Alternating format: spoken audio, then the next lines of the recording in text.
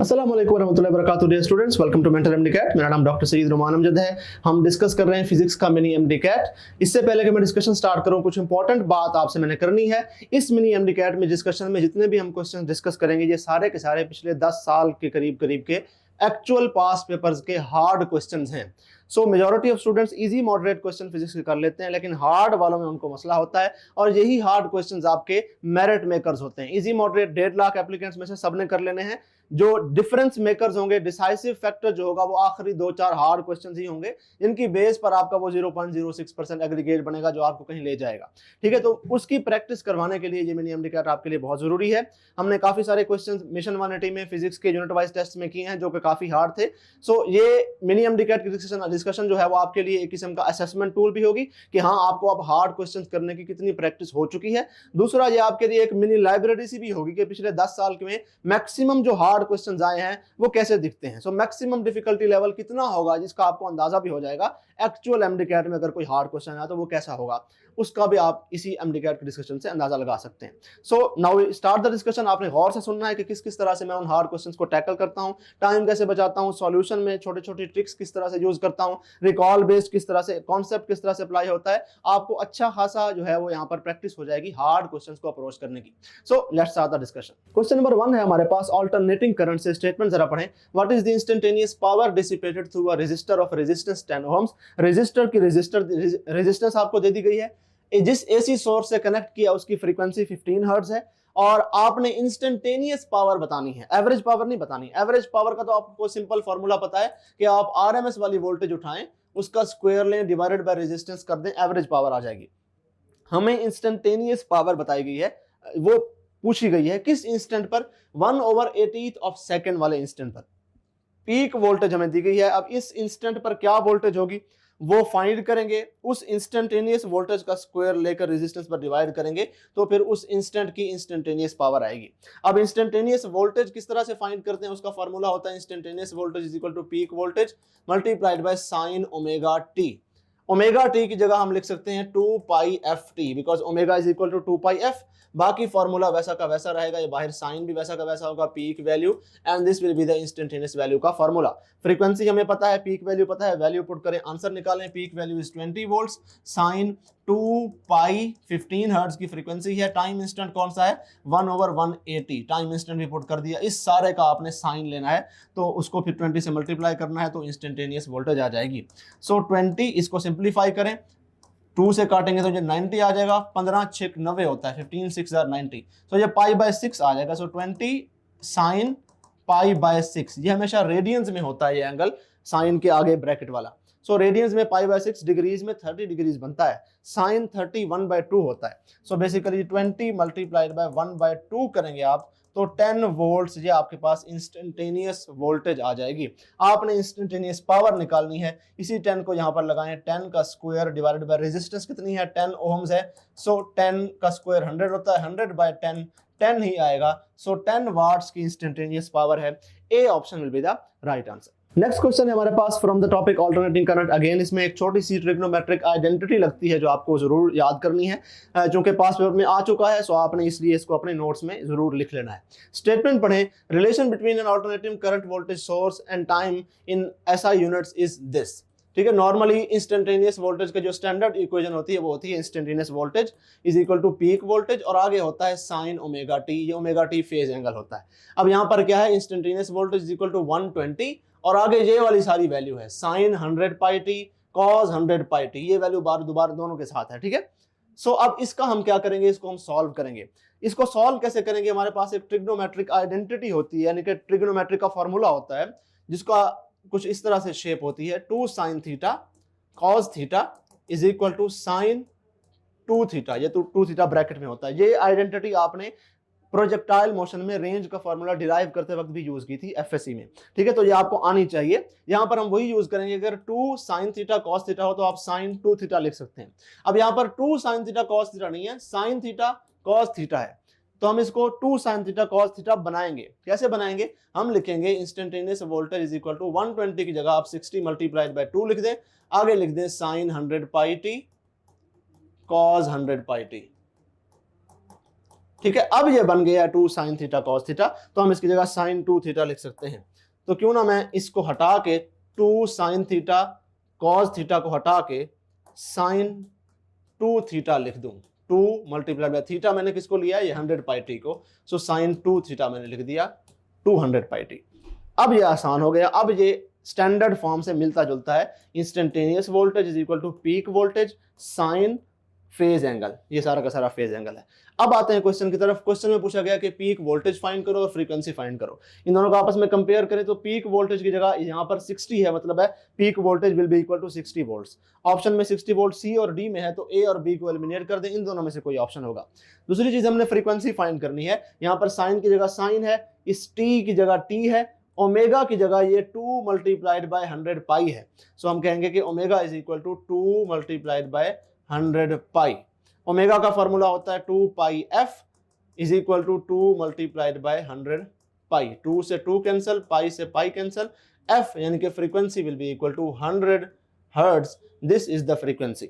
Option C और D में है 100 हर्ट्ज, तो सी को एलिमिनेट कर देंगे, D option will be your right answer. अगला क्वेश्चन है हमारे पास from the topic electric field. Statement गौर से पढ़ें, उसका विजुअल भी मैंने आपके सामने ड्रॉ किया है कि a negatively charge particle initially at rest is placed in electric field that varies from point to point, there are no other fields, then क्या होगा, और ऑप्शन में से आपने सेलेक्ट करना है एक ऑप्शन।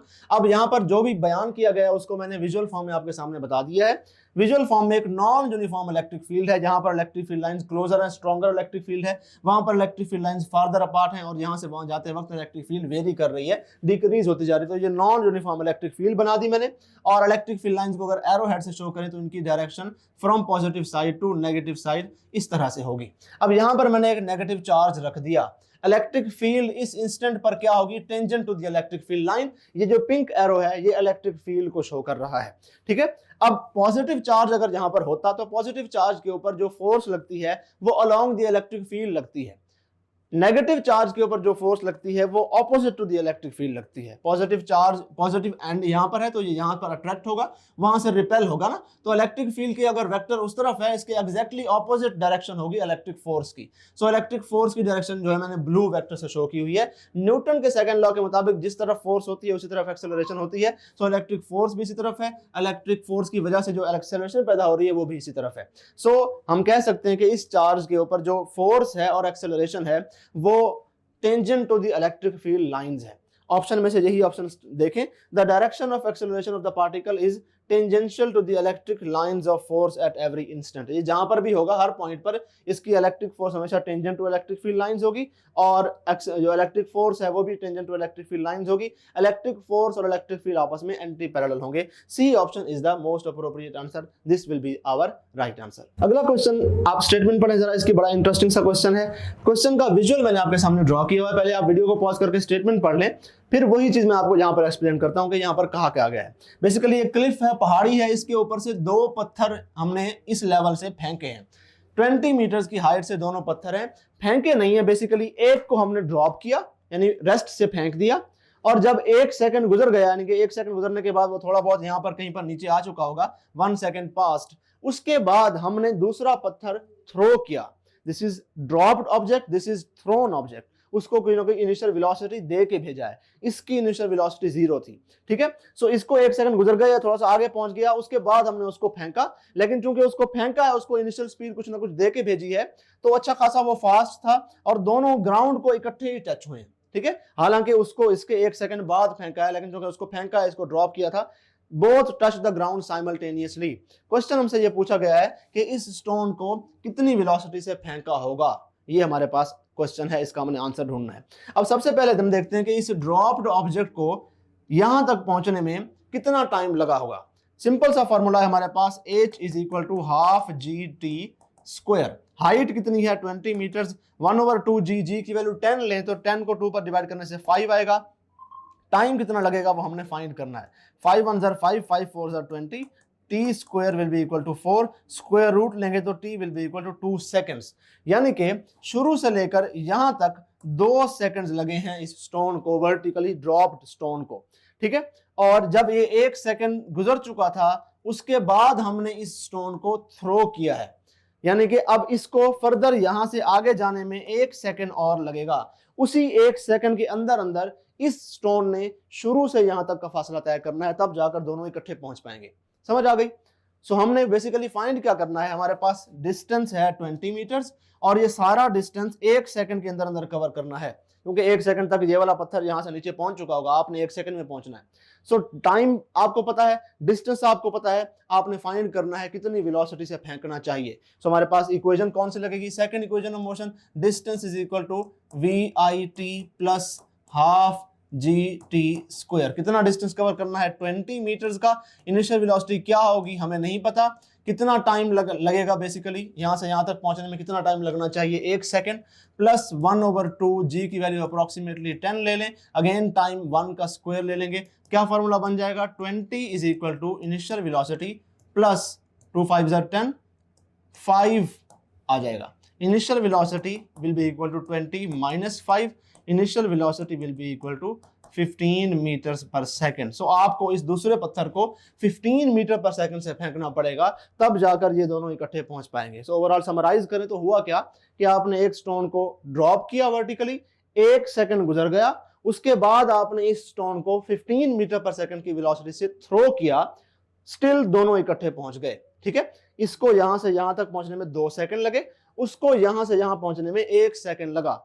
इसके 1 सेकंड के बाद हमने उसको फेंका था, तो यहां से आगे ये 1 सेकंड में जब तक यहां से यहां पहुंचा, वो वहां से वहां पहुंच गया। ठीक है, समझ में आ गई? This is the whole summary. Answer क्या होगा, 15 meters per second. C option will be the right answer. अगला क्वेश्चन है हमारे पास, काफी इंटरेस्टिंग सा, इसकी स्टेटमेंट जरा गौर से पढ़ें, उसको हमने विजुअल की फॉर्म में यहां पर एक्सप्लेन किया आपके सामने। सो आपने स्टेटमेंट अगर पढ़ ली है, वीडियो को पॉज करके पहले पढ़ लें, फिर हम उसके बाद विजुअल देखते हैं कि ये हो क्या रहा है। बेसिकली 2 गाड़ियां हैं, एक गाड़ी यहां पर है, एक गाड़ी वहां पर है, दोनों के बीच में 150 मीटर्स का फासला है, दोनों मूव कर रही है एक दूसरे की तरफ। ये 15 मीटर पर सेकंड से इस तरफ, वो 16 मीटर पर सेकंड से इस तरफ, और जिस इंस्टेंट पर दोनों 150 मीटर्स अपार्ट थी, यहां पर दोनों ने ब्रेक्स लगाना स्टार्ट की। जैसे ही ब्रेक्स लगाई, इसमें negative acceleration 3 metre per second की पैदा हो गई, इसमें उस तरफ यानी कि again deceleration 4 metre per second की पैदा हो गई, और आहिस्ता आहिस्ता ये रुकते रुकते रुकते रुकते इतने करीब आकर रुक गई। आपने बताना है कि ये कितने करीब आकर रुकेंगी, यानी कि जब दोनों रुक जाएंगे उनके बीच में फासला कितना होगा, ये आपने फाइंड करना है। सो हम बेसिकली करेंगे क्या, यहां से ब्रेक लगना शुरू हुई, यहां पर आकर गाड़ी रुक गई, इसका यहां से यहां तक जो फासला है वो स्टॉपिंग डिस्टेंस होगा, वो हम फाइंड कर लेंगे। इसी तरह से इसने भी यहां से ब्रेक्स लगाना स्टार्ट की, यहां पे आके रुक गई, इसका भी ये वाला जो फासला होगा स्टॉपिंग डिस्टेंस, वो हम फाइंड कर लेंगे। टोटल डिस्टेंस 150 मीटर्स है, दोनों के स्टॉपिंग डिस्टेंसेस को उसमें से माइनस कर देंगे, तो पता चल जाएगा कि रुकने के बाद दोनों के बीच में कितना डिस्टेंस बचा था। ये हमने काम करना है, दोनों के स्टॉपिंग डिस्टेंसेस फाइंड करने। फार्मूला हमारे पास है, third equation of motion 2as is equal to final velocity का स्क्वायर माइनस इनिशियल वेलोसिटी का स्क्वायर। यही फार्मूला उधर भी लगाएंगे। इसको सिंपलीफाई करते हैं जरा। 2 मल्टीप्लाइड बाय एक्सेलरेशन क्या है, 3 है, मल्टीप्लाइड बाय स्टॉपिंग डिस्टेंस हमें नहीं पता, फाइनल वेलोसिटी 0 है, एक्सेलरेशन बेसिकली -3 है क्योंकि डिसेलरेशन है, फाइनल वेलोसिटी 0 है रुकने के बाद, माइनस इनिशियल वेलोसिटी 15 है, तो आप 15 का स्क्वायर की बजाय 15 मल्टीप्लाइड बाय 15 लिख दें ताकि कैलकुलेशन इजी हो जाए। हमारे पास बाकी क्या बचा, 3 2 में -6s आ गया। राइट हैंड साइड पर क्या बचा, -15 मल्टीप्लाइड बाय 15 यानी कि 225। बेसिकली माइनस से माइनस कैंसिल हो गया, s will be equal to 225 divided by 6। ये 225 लिखने की बजाय अगेन हम 15 मल्टीप्लाइड बाय 15 ही लिखते हैं। 6 को भी आप 2 मल्टीप्लाइड बाय 3 लिखें ताकि सॉल्यूशन आसान हो थोड़ी सी। 3 1 3, 5 3 15 होता है, 2 1 2, इसको 15 की जगह 14 इमेजिन कर लें अगर, तो हम इसको 2 7 14 कहेंगे, और 7 5 35, अप्रोक्सीमेटली आपके पास 35 मीटर्स आंसर आएगा। यहां से यहां तक इसको 35 मीटर का फासला लगा रुकने में। यही काम आप वहां पर करें। अगर हम यही जो सारा कुछ किया इसी इक्वेशन को रीअरेंज करें तो स्टॉपिंग डिस्टेंस बेसिकली होता है इनिशियल वेलोसिटी का square divided by 2 times acceleration. ये थर्ड इक्वेशन से ही हमने निकाला, तो आप शॉर्टकट भी यूज कर सकते हैं। यहां पर मैंने डायरेक्टली लॉन्ग मेथड से किया। शॉर्टकट ये होता है स्टॉपिंग डिस्टेंस का, आपको इनिशियल वेलोसिटी पता है विच इज 16, उसका स्क्वायर लेने की बजाय उसको 2 मरतबा लिख दें। 2 टाइम्स एक्सेलरेशन इसकी है 4, सो 2 8 16, 4 4 16। ये शॉर्टकट लगाता बात, आपने पॉजिटिव नेगेटिव साइन नहीं लगाना, ठीक है, इसलिए मैंने 4 लिखा है, -4 नहीं लिखा। अब क्या बचा, 8 4 32, 32 मीटर, यानी कि इसको यहां तक रुकने में 32 मीटर्स का डिस्टेंस लगा। 32 मीटर्स ये, 35 मीटर्स ये, टोटल कितना बना, 67 मीटर्स। सो 150 में से अगर आप 67 निकाल दें, 150 में से बेसिकली 70 निकाल दें, कितना बचेगा, 80 बचेगा। 67 निकाला तो 80 से थोड़ा सा ज्यादा बचेगा, ठीक है। हमने वैसे भी काफी अप्रोक्सीमेशन की हुई है, तो 80 के अराउंड का आंसर बचेगा। इन दोनों के बीच, गाड़ियों के बीच का जो डिस्टेंस होगा वो 80 पॉइंट समथिंग मीटर्स होगा, ठीक है। सो ऑप्शन में 80 के करीब का जो ऑप्शन है that is 80.5 meters. D option is the right answer. अगला क्वेश्चन है हमारे पास, ये भी पास पेपर का क्वेश्चन है, काफी इंपॉर्टेंट कॉन्सेप्ट यहाँ पर आपको डिलीवर होगा। रेगुलर लेक्चर्स में यही पास पेपर का क्वेश्चन हम सॉल्व कर भी चुके हैं, सो आपको काफी आइडिया भी होगा कि यहाँ पर कहा क्या गया है। स्टेटमेंट पढ़ें कि एक नॉन यूनिफॉर्म इलेक्ट्रिक फील्ड है, यानी कि यहाँ पर काफी स्ट्रॉन्गर है, क्लोज इलेक्ट्रिक फील्ड लाइन मैंने ड्रॉ की है और आहिस्ता आहिस्ता डिक्रीज होती जा रही है। यहाँ पर मैंने farther apart electric field lines draw की हैं, यूनिफॉर्म इलेक्ट्रिक फील्ड नहीं है। इसमें हमने क्या किया, एक इलेक्ट्रिक डायपोल को रखा। इलेक्ट्रिक डायपोल क्या होता है, एक ऐसा मॉलिक्यूल जिसके एक एंड पर पॉजिटिव चार्ज और दूसरे एंड पर उतना ही नेगेटिव चार्ज हो, ठीक है। इलेक्ट्रॉनिक क्लाउड की डिस्ट्रीब्यूशन की वजह से ये प्रोड्यूस होते हैं। सो ये मैंने एक डायपोल यहाँ पर रख दिया। क्वेश्चन है कि इट मे एक्सपीरियंस व्हाट, और ऑप्शंस हैं only force, a resultant force and a couple, only couple या any of the above, यानी कि इसके ऊपर नेट फोर्स लगेगी या नेट फोर्स नहीं लगेगी या सिर्फ कपल लगेगा या दोनों लगेंगे, क्या होगा ये हमने फाइंड करना है। सो इसके दो सिनारियोज होते हैं। अगर तो आप डायपोल को इलेक्ट्रिक फील्ड लाइंस के पैरेलल रख दें, ठीक है, इलेक्ट्रिक फील्ड लाइन भी इस तरफ है, आपने डायपोल भी उसी तरह से रखा होगा, इस एंड पर पॉजिटिव इस एंड पर नेगेटिव, तो क्या होगा, यहाँ पर पॉजिटिव एंड है, ये पॉजिटिव वाला एंड जो है ये उस तरफ रिपेल होगा, नेगेटिव वाला एंड जो है ये इस तरफ अट्रैक्ट होगा, यानी कि दोनों की इक्वल और ऑपोजिट फोर्सेज होंगी। लेकिन मसला ये है कि जो ये वाला एंड है ये थोड़ा सा स्ट्रॉन्गर इलेक्ट्रिक फील्ड की तरफ है, यहाँ पर स्ट्रॉन्गर इलेक्ट्रिक फील्ड है, आहिस्ता आहिस्ता डिक्रीज होती जा रही है ना, तो ये डायपोल भी जहाँ पे रखा हुआ है उसका एक एंड स्ट्रॉन्ग इलेक्ट्रिक फील्ड में रखा हुआ है, दूसरा एंड थोड़ा सा उधर है वो वीकर इलेक्ट्रिक फील्ड में रखा हुआ है। सो इस एंड पर जो रिपल्सिव फोर्स लग रही है उस तरफ वाली ये स्ट्रॉन्गर होगी एज कंपेयर टू उस एंड पर जो अट्रैक्टिव फोर्स लग रही है। सो नेट फोर्स इसको उस तरफ पुश करेगी, नेट फोर्स इसकी उस तरफ होगी, सो नेट रिजल्टेंट फोर्स आएगी इसके ऊपर, ठीक है। सो रिजल्टेंट फोर्स होती है लेकिन कपल नहीं होता, ये सिर्फ एक फोर्स है जो इसको आहिस्ता आहिस्ता मूव करवाती जाएगी along the electric field line से, मूव करता जाएगा उस तरफ सुकून से, ठीक है। रिजल्टेंट फोर्स कपल नहीं। लेकिन अगर हम इसको रोटेट करके रखें, लाइक किसी और एंगल पर रखें या सपोज 90 के एंगल पर रख दें, तो अब क्या होगा, अब ये होगा कि दोनों के दोनों सेम स्ट्रेंथ की इलेक्ट्रिक फील्ड में रखे हुए हैं, जितनी स्ट्रॉन्ग इलेक्ट्रिक फील्ड यहाँ पर है उतनी ही यहाँ पर है। यहाँ पर तो ऐसा नहीं था, यहाँ पर एक एंड थोड़ा सा स्ट्रॉन्गर की तरफ था, एक एंड थोड़ा सा वीकर की तरफ था। लेकिन अब है क्या कि अब रिजल्टेंट फोर्स की बजाय रिजल्टेंट कपल है, ठीक है। नेट फोर्स इसके ऊपर उस तरफ रिपल्सिव फोर्स लग रही है, उतनी ही नेट अट्रैक्टिव फोर्स इधर लग रही है। तो ये दोनों अब इक्वल फोर्सेस हैं क्योंकि दोनों एग्जैक्टली ऐसी स्पॉट पर रखे हुए हैं कि जहां पर दोनों की सेम स्ट्रेंथ की इलेक्ट्रिक फील्ड है, दोनों को सिमिलर इलेक्ट्रिक फोर्स का सामना करना पड़ रहा है, लेकिन एक को उस तरफ एक को उस तरफ, और ओरिएंटेशन ऐसी है कि अब ये पूरा का पूरा डायपोल घूम जाएगा, कपल टॉर्क यहां पर प्रोड्यूस हो जाएगा। सो इस केस में रिजल्टेंट फोर्स नहीं है, लेकिन resultant force is equal to 0 but torque is not 0, यहां पर कपल है। इस केस में रिजल्टेंट फोर्स तो है दैट इज नॉट 0 बट यहां पर टॉर्क कुछ नहीं है, ये रोटेट नहीं होगा, बिल्कुल सीधा ट्रांसलेशनल मोशन में जाएगा, लेकिन यहां पर ये रोटेट हो जाएगा, ठीक है। एक मरतबा रोटेट हो गया उसके बाद फिर नेट फोर्सेस इसको या तो उधर धकेलेंगी। तीसरा केस ये होता है कि अगर आपने 90 पर नहीं रखा, किसी और एंगल पर रखा, अब क्या है कि ये वाला and stronger weaker electric field की तरफ है, ये वाला एंड थोड़ी सी स्ट्रॉन्गर इलेक्ट्रिक फील्ड की तरफ है, तो इसके ऊपर जो उस तरफ फोर्स लगेगी वो ज्यादा होगी, इसके ऊपर जो अट्रैक्टिव फोर्स लगेगी वो कम होगी, तो अगेन नेट फोर्स इसमें किस तरफ होगी, उस तरफ। So net force is also not equal to 0, और चूंकि ये किसी एंगल पर रखा हुआ है तो एक फोर्स इस तरफ एक फोर्स इस तरफ, अगेन ये इसको रोटेट करने की टेंडेंसी रखती है। तो यहाँ पर भी टॉर्क भी है, सो दोनों के दोनों यहां पर नॉन जीरो हैं। सो चूंकि हमें बताया नहीं गया कि डायपोल को आपने parallel to electric field line रखा, परपेंडिकुलर टू फील्ड लाइन रखा या किसी और एंगल पर रखा, तो हम नहीं बता सकते कि सिर्फ फोर्स लगेगी, सिर्फ कपल लगेगा या दोनों लगेंगे। सो इन तीनों में से कोई भी हो सकता है। You will select any of the above, D option as your right answer. अगला क्वेश्चन है हमारे पास रेजिस्टेंस के हवाले से, स्टेटमेंट पढ़ें, काफी बेसिक सा क्वेश्चन है। A wire is stretched so that its radius of cross section becomes half, then the resistance of wire will be what? हमारे पास फॉर्मूला होता है resistance is equal to rho L over A, और अगर wire बिल्कुल circular सी wire, cylindrical wire है, तो उसका क्रॉस सेक्शनल एरिया निकालेंगे तो वो सर्कुलर होगा, जिसका फॉर्मूला होगा पाई आर स्क्वायर, ठीक है। यहां से हमें पता चलता है कि एरिया रेडियस के स्क्वायर के डायरेक्टली प्रोपोर्शनल है, यानी कि अगर आपने रेडियस को यहां पर हाफ कर दिया, 1/2 कर दिया, तो एरिया डिक्रीज होकर 1/4 हो जाएगा। और रेजिस्टेंस और एरिया इनवर्सली प्रोपोर्शनल है, तो अगर एरिया 1/4 हुआ है तो रेजिस्टेंस को 4 टाइम्स हो जाना चाहिए। तो यहां पर बच्चे क्या करते हैं कि जी एरिया बहुत ही कम हो गया, 1/4 रेजिस्टेंस 4 टाइम्स, हम जी ए ऑप्शन को लगाएंगे एज आर राइट आंसर, गलत हो जाता है। क्यों? क्योंकि यहाँ पर वायर को हमने स्ट्रेच किया है। जब भी वायर की स्ट्रेचिंग और कंप्रेसिंग का केस आए तो लेंथ और radius at the same time increase या डिक्रीज होते हैं। अगर आपको बताया ना भी गया हो तब भी आपने अज्यूम करना है। तो अगर यहाँ पर हमने वायर को इस तरह से स्ट्रेच किया है कि उसका रेडियस कम होकर पतली हो गई है, वायर 1/4 हो गया उसका एरिया, रेडियस 1/2 हो गया है और उसका जो ये हो गया एरिया 1/4 हो गया। एट द सेम टाइम चूंकि आपने स्ट्रेच किया है तो उसकी लेंथ भी 4 टाइम्स आपने बढ़ाई है। सो जब एरिया 1/4 किया जाता है तो at the same time length भी 4 टाइम्स बढ़ाई जाती है। सो ओवरऑल कितने फैक्टर्स का इजाफा हुआ? न्यूमरेटर में 4 आ गया, डिनोमिनेटर में 1/4 आ गया। इसको ऊपर लेकर जाएंगे तो न्यूमरेटर में बेसिकली 4/4 यानी कि 16 टाइम्स का जो फैक्टर है वो इंट्रोड्यूस हो गया।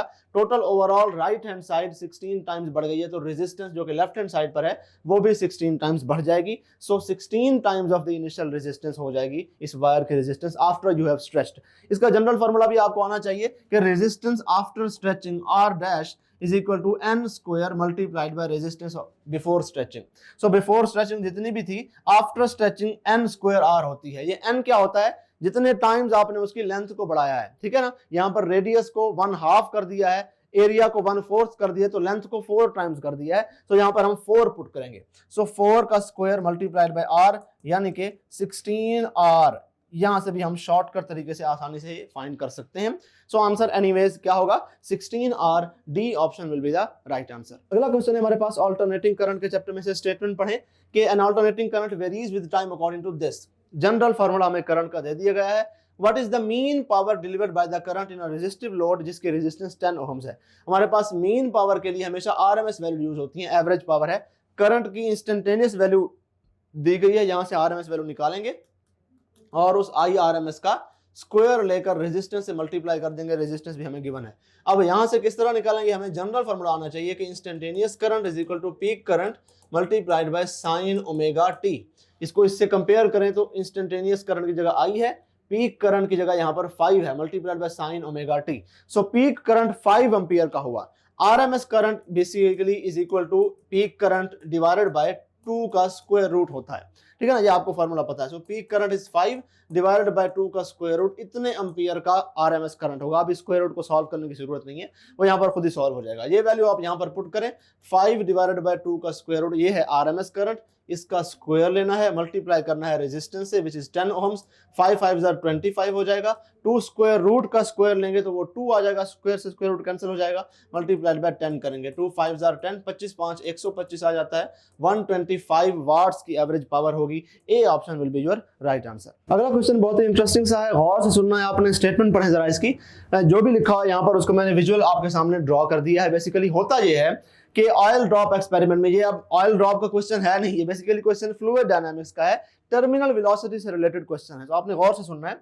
होता इस तरह से है कि हम ऊपर एक तरफ पॉजिटिव और एक तरफ नेगेटिव प्लेट रख देते हैं। नीचे नेगेटिव प्लेट होती है, वो ऑयल ड्रॉपलेट को रिपेल करती है, और ऊपर पॉजिटिव प्लेट होती है। तो नेट फोर्स अपवर्ड्स होती है, electric force which is given by QE। E क्या है? इलेक्ट्रिक फील्ड है। Q क्या है? उस ऑयल ड्रॉपलेट के ऊपर चार्ज है। और डाउनवर्ड इसका वेट होता है। तो हम वो इलेक्ट्रिक फील्ड कुछ ना कुछ करके सेट करके उस ऑयल ड्रॉपलेट को हवा में सस्पेंड कर देते हैं। वो हवा में खड़ा हुआ है। नेट फोर्स डाउनवर्ड उसका वेट है, ऊपर जो है इलेक्ट्रिक फोर्स है, नेट फोर्स उसके ऊपर 0 है, तो वो बैलेंस हो जाता है, सस्पेंड हो जाता है। अगर हम अचानक से इलेक्ट्रिक फील्ड ऑफ कर दें, ठीक है, जो भी पॉजिटिव नेगेटिव प्लेट है, इलेक्ट्रिक फील्ड प्रोड्यूस हो रही है, वो ऑफ कर दें, तो ये ऑयल ड्रॉपलेट दोबारा से गिरना स्टार्ट होता है। अब गिर रहा है, थ्रू एयर गिर रहा है, इसके ऊपर अपवर्ड्स ड्रैग फोर्स लगती है। और चूंकि ऑयल ड्रॉपलेट बहुत ही छोटा सा है, अच्छा खासा उसका छोटा सा साइज है, बहुत ही कम मैस होता है, तो जैसे ही गिरना स्टार्ट करता है, बहुत ही quickly drag force equal to its weight हो जाती है, और फॉरन टर्मिनल वेलोसिटी ऑलमोस्ट इंस्टेंटली जैसे ही गिरना स्टार्ट करता है अपनी टर्मिनल वेलोसिटी को अचीव कर लेता है। नॉर्मली तो ये होता है ना कि अच्छा खासा डिस्टेंस ऑब्जेक्ट गिरे, आहिस्ता आहिस्ता ड्रैग फोर्स बढ़ती जाती है, फिर एक पॉइंट पर आकर वेट को कैंसिल करती है, फिर ऑब्जेक्ट टर्मिनल वेलोसिटी पे आता है। लेकिन ये चूंकि बहुत ही छोटे साइज का, छोटे मास का, बहुत ही कम वेट है, थोड़ा सा गिरेगा, ड्रैग फोर्स इतनी हो जाएगी कि इसको कैंसिल कर देगी। सो जैसे ही हम इलेक्ट्रिक फील्ड ऑफ करते हैं, ड्रॉपलेट फौरन अपनी टर्मिनल वेलोसिटी से ही गिरना स्टार्ट करता है, और वो टर्मिनल वेलोसिटी के वक्त उसका mg वेट और ड्रैग फोर्स 6 पाई ईटा rv इक्वल हो जाते हैं। हम दोबारा इलेक्ट्रिक फील्ड ऑन करेंगे, दोबारा इलेक्ट्रिक फील्ड ऊपर उसको खींच लेगी और उसको रोक देगी। हम दोबारा उसको छोड़ेंगे, वो दोबारा टर्मिनल वेलोसिटी से गिरना स्टार्ट हो जाएगा। ये बेसिक कॉन्सेप्ट है। अब हमें क्वेश्चन में 2 ड्रॉपलेट्स दिए हुए हैं, इसको हम कह लेते हैं ड्रॉपलेट y, और एक और ड्रॉपलेट है, उसका नाम है ड्रॉपलेट x, ठीक है। दोनों के दोनों इक्वली सस्पेंडेड हैं सेम इलेक्ट्रिक फील्ड में। इसके ऊपर क्यू ई की इलेक्ट्रिक फोर्स ऊपर लग रही है, इसके ऊपर, दोनों के ऊपर ऑफ कोर्स सेम चार्ज है, एक्स एंड वाई ड्रॉपलेट है, दोनों को सेम इलेक्ट्रिक फील्ड में आपने ड्रॉप किया हुआ है। ठीक है, आपने यूं नहीं करना कि एक के ऊपर ज्यादा चार्ज है एक के ऊपर कम चार्ज था, ये हमें पता नहीं है। वैसे हो सकता है सेम हो सकता है डिफरेंट चार्ज हो सकता है ये बड़ा हो सकता है ये छोटा हो, वी डोंट नो येट। अब हुआ क्या कि आपने जैसे ही इलेक्ट्रिक फील्ड ऑफ की, इस वाले ने बहुत ही तेजी से गिरना स्टार्ट कर दिया, इस वाले ने स्लो स्लो गिरना स्टार्ट कर दिया। यानी कि इसकी जो टर्मिनल वेलोसिटी थी, terminal velocity of droplet X, वो ज्यादा थी terminal velocity of droplet Y से।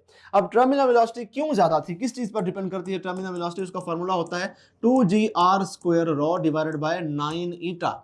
अगर डेंसिटी सेम हो, जैसा कि इन दोनों की सेम है, दोनों ऑयल के ड्रॉपलेट्स हैं, सेम डेंसिटी है, वो कांस्टेंट हो, तो टर्मिनल वेलोसिटी डिपेंड करती है रेडियस के ऊपर, यानी कौन सा कितना बड़ा है या कितना छोटा ऑयल ड्रॉपलेट है।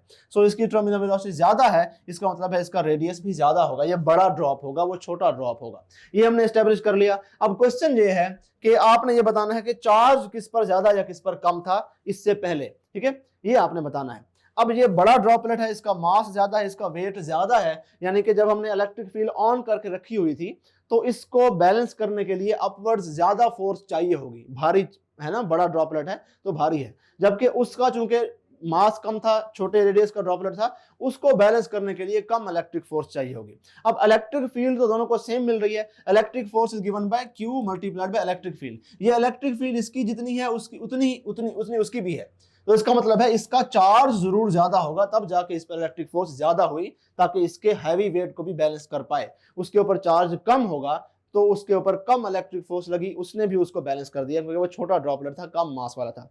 सो डिडक्शन हम ये बना सकते हैं कि ये वाला जो ड्रॉपलेट है ये साइज में भी बड़ा था, इसलिए इसकी टर्मिनल वेलोसिटी ज्यादा थी। अब साइज में बड़ा था तो इसका वेट भी ज्यादा था, इसको बैलेंस करने के लिए ज्यादा इलेक्ट्रिक फोर्स चाहिए थी। इलेक्ट्रिक फील्ड सेम थी, लेकिन चार्ज इसका ज्यादा होगा जरूर, तब जाके इसको ज्यादा इलेक्ट्रिक फोर्स मिली, तब जाके ये भी उसी इलेक्ट्रिक फील्ड में सस्पेंड हो गया जिस इलेक्ट्रिक फील्ड में वो छोटा वाला ड्रॉपलेट सस्पेंड हुआ था। सो हमने डिडक्शन क्या निकाली कि एक्स वाला ड्रॉपलेट क्या चार्ज ज्यादा होगा एज कंपेयर टू वाई वाले ड्रॉपलेट के। So X had a greater charge than Y. A option is the correct option. ये पास पेपर का क्वेश्चन है। So this is how the hardest possible question can look like. इससे मुश्किल नहीं आता। I hope आपने regular session में और यूनिट वाइज टेस्ट मिशन 180 में इस किस्म की हार्ड क्वेश्चन मैं आपको काफी करा चुका हूं। सो मेजॉरिटी स्टूडेंट्स इसको टैकल कर चुके होंगे। Anyways A option is the right answer. अगला क्वेश्चन है हमारे पास सर्कुलर मोशन से रिलेटेड। स्टेटमेंट पढ़ें, काफी आसान सा क्वेश्चन है। A body is moving in a circle of radius r with a variable speed. तो हमें पता चल गया कि ये नॉन यूनिफॉर्म सर्कुलर मोशन है, जिसमें वेरिएबल स्पीड हो वो यूनिफॉर्म सर्कुलर मोशन नहीं होती। यूनिफॉर्म स्पीड हो, कांस्टेंट स्पीड हो तो वो यूनिफॉर्म सर्कुलर मोशन होती है। आपने बताना है कि the acceleration of the body is what. क्या इस ऑब्जेक्ट में सेंट्रीपिटल एक्सेलरेशन है, टेंजेंशियल है, एंगुलर है, या सारी है? सो जब भी object non uniform circular motion में मूव करता है, सर्कल में मूव करेगा तो सेंट्रीपिटल एक्सेलरेशन तो जरूर होगी, चाहे यूसीएम हो चाहे नॉन यूसीएम हो।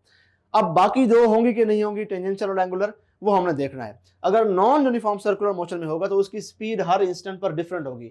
फॉर एग्जांपल यहाँ पर 5 मीटर पर सेकंड है, यहाँ पर 10 मीटर पर सेकंड हो गई, फिर यहाँ पर 6 मीटर पर सेकंड हो गई, तो वेरिएबल स्पीड होगी उसकी हर पॉइंट पर। तो इसका मतलब है टेंजेंशियल स्पीड कांस्टेंट नहीं है, तो टेंजेंशियल एक्सेलरेशन इसमें है। अगर टेंजेंशियल एक्सेलरेशन 0 होती तो टेंजेंशियल स्पीड इंक्रीज डिक्रीज ना होती, कांस्टेंट रहती। तो इसमें टेंजेंशियल एक्सेलरेशन तो है। तो हमने पहली दो तो एस्टेब्लिश कर ली। एंगुलर का कैसे पता चलेगा? याद रहे, जब भी किसी ऑब्जेक्ट में टेंजेंशियल एक्सेलरेशन होती है तो एंगुलर भी जरूर होती है, और एंगुलर होगी तो टेंजेंशियल भी जरूर होगी। मुझे कैसे पता चला? क्योंकि मेरे पास फार्मूला है tangential acceleration is equal to r alpha. अब r तो 0 हो नहीं सकता, सर्कल का रेडियस कुछ ना कुछ तो होगा ना, 0 तो नहीं होगा। सो अगर अल्फा 0 होता तो फिर ये टेंजेंशियल एक्सेलरेशन 0 हो जाती, लेकिन टेंजेंशियल एक्सेलरेशन 0 नहीं है, इसका मतलब है ये अल्फा भी 0 नहीं होगी, कुछ ना कुछ होगी। सो एंगुलरली भी एक्सेलरेट होगा, यानी कि इसकी एंगुलर वेलोसिटी भी कांस्टेंट नहीं होगी। सो तीनों टाइप की एक्सेलरेशन इसमें मौजूद हैं। हम सेलेक्ट करेंगे ऑल ऑफ द अबव को, D option will be the right answer. अगला क्वेश्चन है हमारे पास from the topic electromagnetic induction. इसमें थोड़ा बहुत फैराडेज लॉ लगता है, थोड़ा बहुत लेंज़ेस लॉ भी लगता है, यूं समझे mixture of all the concepts है। स्टेटमेंट पढ़ें जरा। A loop of wire with resistance 10 ohms moves in a constant non-uniform magnetic field. ठीक है? It loses kinetic energy at a uniform rate of 4 millijoules per second. The induced current in the loop is what, ठीक है, basically constant है तो non uniform नहीं आना चाहिए, basically uniform magnetic field इसका कहने का मतलब है। So loop of wire resistance given है, एक मैग्नेटिक फील्ड में मूव कर रही है और उसमें करंट प्रोड्यूस हो रहा है, लेकिन वो आहिस्ता आहिस्ता स्लो डाउन होती जा रही है, काइनेटिक एनर्जी कम होती जा रही है। नॉर्मली लेंज़ लॉ के मुताबिक हम कहते हैं कि अगर आपने किसी भी कंडक्टर को मैग्नेटिक फील्ड के अक्रॉस मूव करवाना है तो आपको मुसलसल एक फोर्स लगा के रखनी पड़ती है, क्योंकि मैग्नेटिक फोर्स आपको मुसलसल अपोज करती रहती है। आपकी अप्लाइड फोर्स और मैग्नेटिक फोर्स एक दूसरे को कैंसल आउट करते हैं, तो वो जो कंडक्टर है या लूप है वो कांस्टेंट स्पीड से मूव करती रहती है, ठीक है। अगर आप थोड़ी सी फोर्स लगा के मूव करवा के छोड़ देंगे तो मैग्नेटिक फोर्स लेंज़ लॉ के मुताबिक उसको स्लो डाउन करेगी, वो कंडक्टर या लूप बाद में रुक जाएगी, इंड्यूस्ड करंट इंड्यूस्ड ईएमएफ भी खत्म हो जाएगी। क्यों? क्योंकि जितनी भी उसकी एनर्जी है, काइनेटिक एनर्जी से आपने उसको फेंका था, वो सारी की सारी इलेक्ट्रिकल एनर्जी में कन्वर्ट हो जाएगी। अगर आप चाहते हैं कि वो थोड़ी देर बाद ना रुके तो आप मुसलसल उसको पुश करते रहें, मुसलसल मूव करवाते रहें, एक्सटर्नल सोर्स ऑफ एनर्जी मुसलसल लगाते रहें ताकि वो एनर्जी मुसलसल कन्वर्ट होती रहे अकॉर्डिंग टू लेंज़ लॉ। यहां पर अब आपने क्या किया, एक्सटर्नल फोर्स नहीं लगाई, मूविंग लूप थी, आपने उसको फेंक दिया मैग्नेटिक फील्ड में, तो ऑफ कोर्स जैसे ही वो मैग्नेटिक फील्ड में गई, इंड्यूस्ड करंट फ्लो होना स्टार्ट हुआ, तो मैग्नेटिक फोर्स ने उसको स्लो डाउन करना स्टार्ट कर दिया। उसकी काइनेटिक एनर्जी इस रेट पर कम हो रही है। ये काइनेटिक एनर्जी किधर जा रही है? इलेक्ट्रिकल एनर्जी में कन्वर्ट हो रही है। सो डेल्टा के ई over T rate of change of kinetic energy which is 4 मिलीजाउल पर सेकंड, वाट में, यानी कि पावर का यूनिट है ये basically. This will be equal to the rate at which electrical power is being dissipated. ये सारी की सारी किधर जा रही है? इलेक्ट्रिकल पावर में जा रही है। इलेक्ट्रिकल पावर का क्या फॉर्मूला होता है? आई स्क्वायर आर, ठीक है। सो डेल्टा के ई ओवर टी, जिस रेट पर काइनेटिक एनर्जी लूज हो रही है उसी रेट पर ही इलेक्ट्रिकल एनर्जी प्रोड्यूस हो रही है। ये हमने एस्टैब्लिश कर लिया। अब हमने यहां से ये आई करंट फाइंड करना है, रेजिस्टेंस भी हमें पता है, rate of change of kinetic energy भी पता है। Rate of change of kinetic energy क्या है? 4 मिली जाउल है। मिली जाउल है तो मल्टीप्लाई बाय 10⁻³ कर दो पर सेकंड।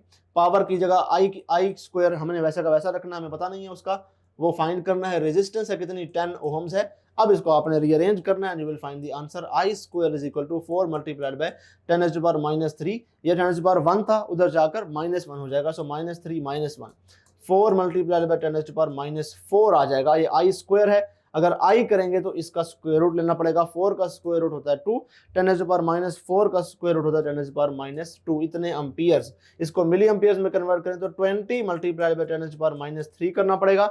एक यूनिट राइट पे किया, यहाँ पर माइनस की पावर बढ़ानी पड़ी। इतने एम्पियर यानी कि 20 मिली एम्पियर्स, इतना करंट फ्लो होगा इस लूप में से। D option will be the right answer. अगला क्वेश्चन है हमारे पास law of conservation of linear momentum में से स्टेटमेंट पढ़ें वीडियो को पॉज करके। ये सारी की सारी स्टेटमेंट का जो भी मतलब है वो मैंने आपके सामने विजुअल में एक्सप्लेन कर दिया है। हुआ कुछ इस तरह से है कि एक न्यूक्लियस है जिसका न्यूक्लियन नंबर ए है, यानी उसमें इतने नंबर ऑफ न्यूक्लियॉन्स हैं, ए नंबर ऑफ न्यूक्लियॉन्स। ए की वैल्यू 5 हो सकती है, 10, 15, 20 जितने भी हैं। उसके बाद हुआ क्या कि उस न्यूक्लियस में से क्या हुआ?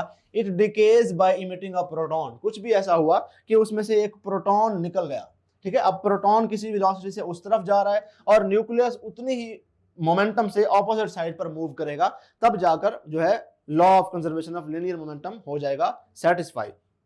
अब ये जो प्रोटॉन है ये उस तरफ जा रहा है विद वेलोसिटी v, तो इस प्रोटॉन का मास क्या होगा? m suppose, multiplied by v, तो इस प्रोटॉन का मोमेंटम हो गया mv। ये बाकी जो न्यूक्लियस है इसमें पहले नंबर ऑफ न्यूक्लियन थे a, अब एक न्यूक्लियन निकल गया तो बाकी नंबर ऑफ न्यूक्लियन बचे a-1। इस न्यूक्लियस का मास निकालेंगे, कैसे निकालेंगे कि मास ऑफ वन न्यूक्लियन, जो कि प्रोटॉन भी हो सकता है, न्यूट्रॉन भी हो सकता है, दोनों का मास सेम है तो दोनों को हमने m से शो किया। सो एक न्यूक्लियन के मास को मल्टीप्लाई कर दे नंबर ऑफ न्यूक्लियन से, जितने भी नंबर ऑफ न्यूक्लियन है, कितने हैं? a-1 है। ये इस पूरे के पूरे न्यूक्लियस का मास है। मल्टीप्लाइड बाय इसकी वेलोसिटी u है, इसको u से मल्टीप्लाई करें तो ये अब इस पूरे के पूरे न्यूक्लियस का मोमेंटम है। According to law of conservation of linear momentum, इसका मोमेंटम और इसका मोमेंटम आपस में बराबर होने चाहिए, तब जाके टोटल फाइनल मोमेंटम भी 0 होगा। इनिशियल मोमेंटम तो 0 था, रेस्ट पर था न्यूक्लियस, टोटल फाइनल मोमेंटम भी 0 होना चाहिए ताकि इसका और उसका मोमेंटम आपस में मैग्नीट्यूड में बराबर होंगे, डायरेक्शन में ऑपोजिट होंगे। सो ये law of conservation of linear momentum की हमने इक्वेशन यहाँ पे अप्लाई कर दी। अब फाइंड क्या करना है? We have to find v in terms of a and u। ये v की वैल्यू फाइंड करनी है, बाकी सारी इक्वेशन को रीअरेंज करके। कुछ भी रीअरेंज नहीं करना आपने, ये m से m कैंसिल कर देना है, तो speed of this proton will be equal to a-1 और बाहर आ जाएगा speed of this nucleus. This is the speed with which the proton will be moving a-1u। a-1u कहां पर है ऑप्शन में? बी ऑप्शन में है। That will be your right answer. अगला क्वेश्चन है हमारे पास स्टेशनरी वेव से रिलेटेड। स्टेटमेंट पढ़ें जरा गौर से। For a certain organ pipe, 3 successive resonance frequencies are observed at 425, 595, 765 Hz। हमें हार्मोनिक्स की सीरीज में जो फ्रीक्वेंसीज आ रही थी वो बता दी गई। हमें नहीं पता कि ये ओपन पाइप है कि क्लोज पाइप है। वही हमने फाइंड करना है कि स्पीड ऑफ साउंड हमें बता दी गई है 340। हमने बताना है कि ये पाइप क्या है, क्लोज पाइप है कि ओपन पाइप है, पहले ये बात, और इसकी लेंथ क्या है ये भी फाइंड करना है। दो चीजें हमने फाइंड करनी है। तो पहले हम एस्टेब्लिश करते हैं कि ये क्लोज पाइप है कि ओपन पाइप है। अब अगर क्लोज्ड पाइप होता तो इसकी जो फ्रीक्वेंसीज होती हैं उनकी रेशियो कुछ इस तरह बनती है 1, 3, 5, 7, 9, इस तरह से ऑड मल्टीपल में, क्योंकि उसकी पहली फ्रीक्वेंसी f1 होती है, दूसरी फ्रीक्वेंसी 2 टाइम्स ऑफ f1 नहीं होती, 3 टाइम्स ऑफ f1 होती है, फिर तीसरी फ्रीक्वेंसी अगेन ऑड मल्टीपल अगला 5 टाइम्स ऑफ f1 होती है, फिर अगली फ्रीक्वेंसी 7 टाइम्स ऑफ f1 होती है। ठीक है, तो रेशो निकालेंगे तो 1, 3 ऑड वाली रेशो बनेगी। तो हम देखते हैं कि क्या ये तीन फ्रीक्वेंसीज भी इसी तरह से ऑड वाली रेशो में है। अगर तो हैं तो ये क्लोज्ड पाइप है, अगर नहीं है 1 to 3 वाली रेशो में है 1 2 3 4 5 तो फिर ये क्लोज्ड पाइप की बजाय ओपन पाइप होगा। हम इनको सिंप्लीफाई करते हैं, हम रेशो बनाते हैं 425, 595, 765। सबके आपस आखिर में 5 है, 5 पर सिंप्लीफाई कर सकते हैं।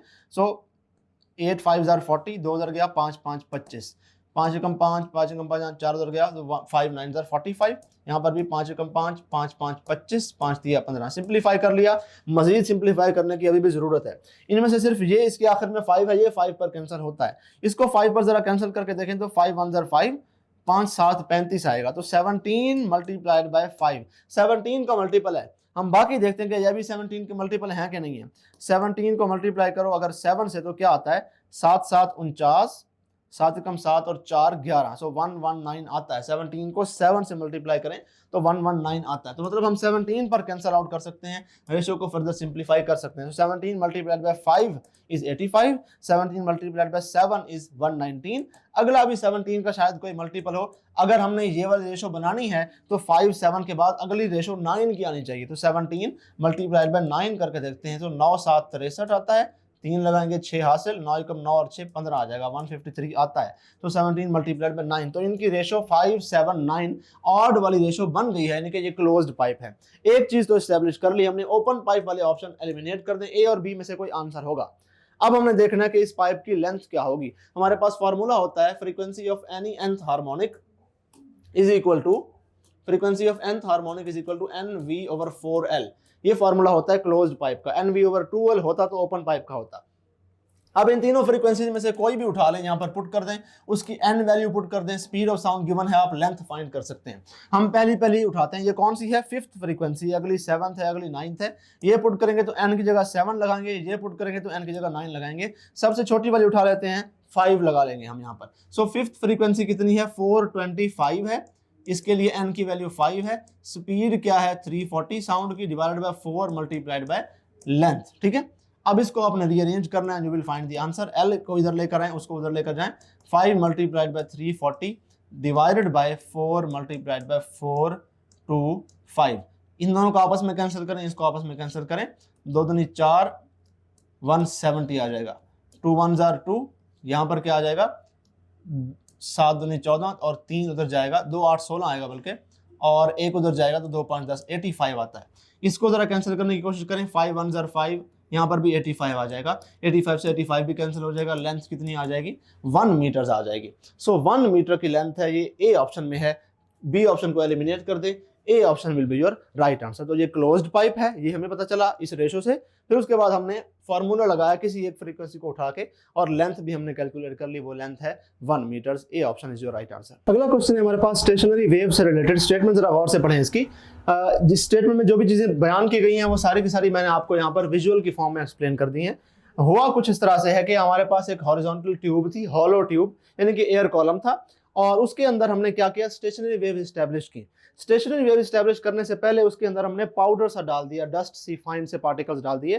फिर उसके बाद ओवल एंड क्लोज्ड है, यहाँ पर हमने एक स्पीकर लगा दिया, इस स्पीकर को चलाया, इसने साउंड वेव्स प्रोड्यूस की, साउंड वेव्स गई वहां से रिफ्लेक्ट होकर आई, रिफ्लेक्टेड और इंसिडेंट वेव्स का बीच में सुपरपोजिशन हुई और स्टेशनरी वेव्स प्रोड्यूस हो गई। ठीक है, उसके बाद थोड़ी देर बाद हमने ये स्पीकर बंद करके हटाया, तो अंदर हमने देखा कि हमने डस्ट जो डाली थी अंदर वो अरेंज हो गई है कुछ ना कुछ छोटे छोटे हीप्स में, यानी कि ढेर में। यहाँ पर थोड़ा सा डस्ट का ढेर है, फिर आगे जगह खाली है, फिर यहाँ पर डस्ट का ढेर है, यहाँ पर डस्ट का ढेर है, हालांकि हमने बिल्कुल रैंडमली फेंकी थी।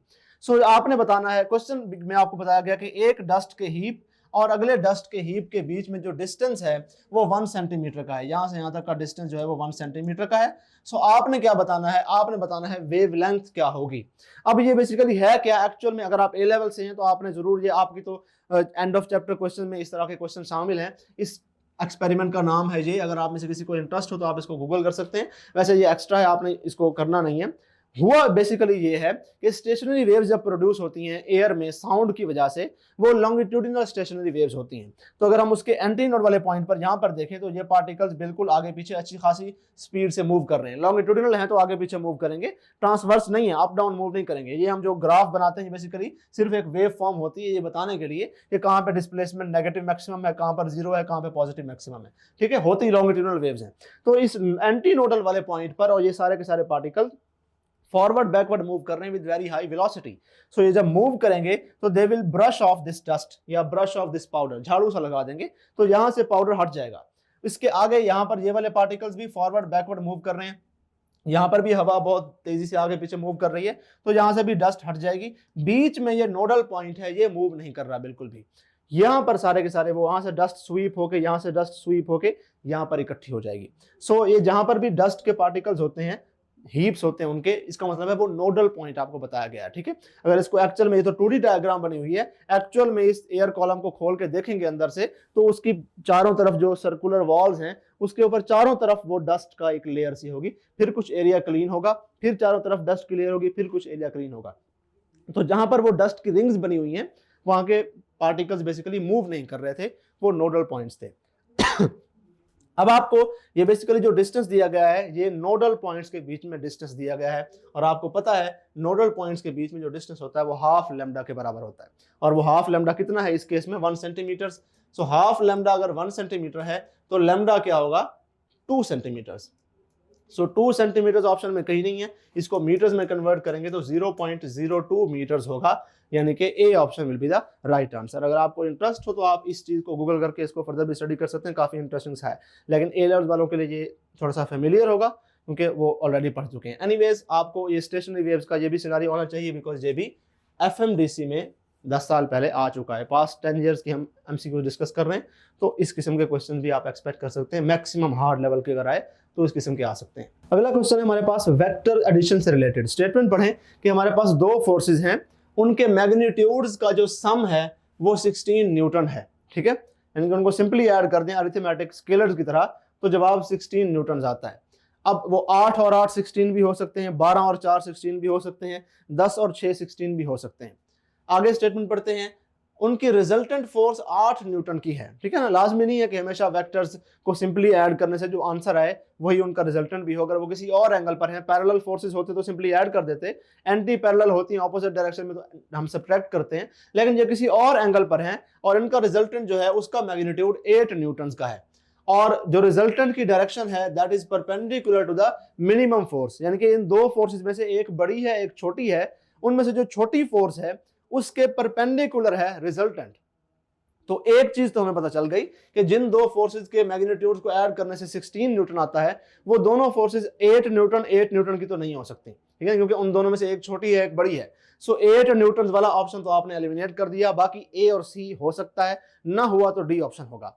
अब इस चीज को हम विजुअलाइज कैसे करेंगे कि दो फोर्सेस में से एक सपोज F1 जो है ये छोटी फोर्स है, हमने इमेजिन कर लिया, इसके परपेंडिकुलर है वो रिजल्टेंट जो F1 और F2 को ऐड करने से आता है, वेक्टर के हिसाब से ऐड करने से जो आता है वो ये वाला रिजल्टेंट है, और इसका मैग्नीट्यूड है 8 न्यूटन, ठीक है। तो अगर हेड टू टेल रूल से इस पूरी डायग्राम को पूरा करना चाहें तो F1 वाली फोर्स ये है, F2 वाली फोर्स को इसके हेड पर रखेंगे, और F3 वाली फोर्स ये कौन सी है, बेसिकली दोनों का रिजल्टेंट है, ये पहले के टेल से इसका टेल मिलेगा, आखिरी के हेड से इसका हेड मिलेगा, ये रिजल्टेंट फोर्स हो जाएगी। सो ये पहली फोर्स, ये दूसरी फोर्स, ये F1 और F2 का सम। हमारे पास एक राइट एंगल ट्राइंगल बन गई जिसमें ये वाला 90 डिग्री का एंगल है, रिजल्टेंट वाली फोर्स परपेंडिकुलर है, दो कंपोनेंट फोर्सेस में से एक बेस है जो छोटी फोर्स है, ये लंबी फोर्स है, इसका लेंथ भी ज्यादा है, इसकी ऑफ कोर्स इसका मैग्नीट्यूड भी ज्यादा है, ये बड़ी वाली फोर्स है, ये हाइपोटेन्यूज है। अब यहाँ पर हमने लगाना है अपना फॉर्मूला पाइथागोरस थ्योरम के मुताबिक, हाइपोटेन्यूज का square is equal to base का स्क्वायर प्लस परपेंडिकुलर का स्क्वायर। सो f2 का square will be equal to f1 का स्क्वायर, मैग्नीट्यूड्स में डील कर रहे हैं हम, प्लस दिस, ठीक है, ये क्या है, ये रिजल्टेंट है, रिजल्टेंट का स्क्वायर, रिजल्टेंट का मैग्नीट्यूड हमें पता है 8 है, तो 8 का स्क्वायर 64 आ जाएगा, यहां पर आप लिख दें 64, ठीक है। बाकी क्या बचा, इसको रीअरेंज करें तो f2 का स्क्वायर माइनस f1 का स्क्वायर इज इक्वल टू 64। अब ये a square minus b square हो गया, a square minus b square is equal to a plus b, a minus b, वही काम करेंगे, a plus b, a minus b, that is equal to 64। अब इन दोनों के मैग्नीट्यूड्स का सम हमें पता है 16 न्यूटन आता है, तो सम की जगह 16 न्यूटन लिख देते हैं। इनका डिफरेंस क्या है वो हमें नहीं पता, तो उसको वैसे का वैसा लिखते हैं, f2 minus f1 that is equal to 64। 16 4 64 आता है। सो इन दोनों फोर्सेस का जो डिफरेंस है, माइनस करेंगे जब इन दोनों के मैग्नीट्यूड्स को, तो क्या आना चाहिए, 4 आना चाहिए, ठीक है, 64 नहीं 4 आना चाहिए, ये हमें पता चल गया। अब हमने ए और सी में से वो वाली फोर्सेस को राइट ऑप्शन सेलेक्ट करना है जिनको माइनस करें तो 4 आए, 12 में से 4 गया 8 आता है, this is not our right answer. 10 में से 6 गया 4 आता है, this is our right answer. So A option को सेलेक्ट करेंगे एज अ राइट आंसर। ये वो फोर्सेस हैं जिनको ऐड करें तो 16 आता है, जिनको सब्ट्रैक्ट करें तो 4 आता है। So this will be our right answer. D option भी नहीं हो सकता, ए ऑप्शन को सेलेक्ट करेंगे। अगला क्वेश्चन है हमारे पास टर्मिनल वेलोसिटी से रिलेटेड स्टेटमेंट, जरा गौर से पढ़ें। 8 drops of water each of radius 2 millimetre, हमारे पास 8 ड्रॉपलेट्स हैं, हर एक का रेडियस 2 mm का है, ये सारे के सारे falling through air with terminal velocity of 8 centimetre पर सेकंड। अब हुआ क्या कि इन 8 ड्रॉपलेट्स ने मिलकर एक बड़ा ड्रॉपलेट बना दिया। अब इस बड़े ड्रॉपलेट को जब गिराएंगे तो इसकी टर्मिनल वेलोसिटी क्या होगी, ये हमसे पूछा गया है। अब बच्चे क्या करते हैं, वो कहते हैं 8 ड्रॉपलेट्स का रेडियस 2 मिलीमीटर का था, 8 मिल गए, एक बड़ा बन गया, तो उसका जो रेडियस होगा वो इसकी निस्बत 8 गुना ज्यादा होगा। तो इनमें से हर एक ड्रॉपलेट का अगर 2 मिलीमीटर था तो 8 मिल गए, 16 हो जाएगा, ठीक है, 2 8 16। और वो कहते हैं अगर रेडियस 16 हो गया तो हमारे पास टर्मिनल वेलोसिटी का फॉर्मूला है 2gr² रो डिवाइडेड बाय 9 ईटा। क्योंकि दोनों वाटर के ही ड्रॉपलेट्स हैं तो डेंसिटी कांस्टेंट है, तो terminal velocity will be proportional to radius का स्क्वायर। तो अगर रेडियस 16 टाइम्स हो गया है तो टर्मिनल वेलोसिटी 16 का स्क्वायर टाइम्स हो जाएगी, 226 गुना, तकरीबन इतना कुछ बनता है, 216 शायद।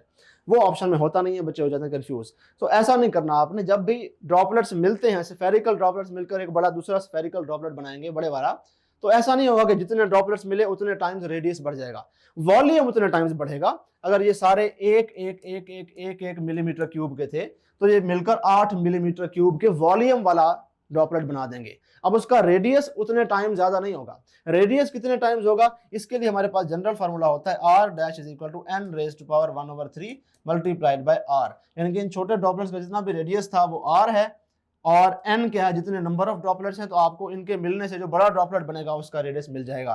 तो छोटे ड्रॉपलेट्स का रेडियस है 2 mm मल्टीप्लाई बाय कितने ड्रॉपलेट्स मिले हैं, 8 का आपने क्यूब रूट लेना है, तो आपको पता चल जाएगा कि कितना होगा बड़े वाले ड्रॉपलेट का रेडियस। क्यूब रूट का मतलब है जितना स्क्वायर रूट होता है कि किसका स्क्वायर लोगे तो ये आएगा, क्यूब रूट का मतलब है कि किसका क्यूब लोगे तो ये आएगा। तो 8 का क्यूब रूट 2 होता है, 2 का क्यूब लोगे तो 8 आएगा, 2 2 4 4 2 8। सो 8 का क्यूब रूट लेंगे तो यहाँ पर 2 आ जाएगा, मल्टीप्लाइड बाय 2 m इन छोटे वालों का रेडियस है, तो 2 मल्टीप्लाइड बाय 2 4 mm।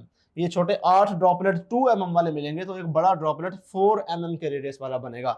हमारे पास अब रेडियस कितने टाइम्स बढ़ा है, 2 से 4 हुआ है, 2 टाइम्स बढ़ा है। सो रेडियस अगर 2 टाइम्स बढ़ जाए तो चूंकि ये उसके डायरेक्टली स्क्वायर के डायरेक्टली प्रोपोर्शनल है, तो टर्मिनल वेलोसिटी 4 टाइम्स बढ़ जाएगी। छोटे ड्रॉपलेट्स में से हर एक की टर्मिनल वेलोसिटी 8 थी, 4 टाइम्स बढ़ी, 8 4 32। इस बड़े ड्रॉपलेट को गिराएंगे तो वो 32 सेंटीमीटर पर सेकंड की टर्मिनल वेलोसिटी से गिरेगा। D option will be the right answer. अगला क्वेश्चन है हमारे पास एक्टिविटी से रिलेटेड, न्यूक्लियर फिजिक्स का क्वेश्चन है। हाफ लाइफ का कॉन्सेप्ट भी है, डिके कांस्टेंट का भी है, एक्टिविटी का भी है, सारों का यूज हमसे मिक्सचर सा है। स्टेटमेंट पढ़ें, 2 सैंपल्स हैं, एक सैंपल का नाम है S1, दूसरे का है S2। इनकी हाफ लाइफ है 3 hours and 7 hours respectively. If they have the same activity, इनकी एक्टिविटी सेम है किसी सर्टेन इंस्टेंट पर, तो आपने बताना है उस इंस्टेंट पर इनके एटम्स का रेशो क्या होगा, कितने एटम इसके होंगे, कितने एटम उसके होंगे। क्योंकि हाफ लाइफ डिफरेंट हैं तो इसके डिफरेंट नंबर ऑफ एटम्स होंगे, इसके डिफरेंट नंबर ऑफ एटम्स होंगे, तब जाकर एक्टिविटी बराबर होगी ना। सो फॉर्मूला हमारे पास होता है एक्टिविटी का, activity is equal to lambda multiplied by number of nuclei. Lambda क्या होता है, ये बेसिकली होता है 0.693 डिवाइडेड बाय हाफ लाइफ।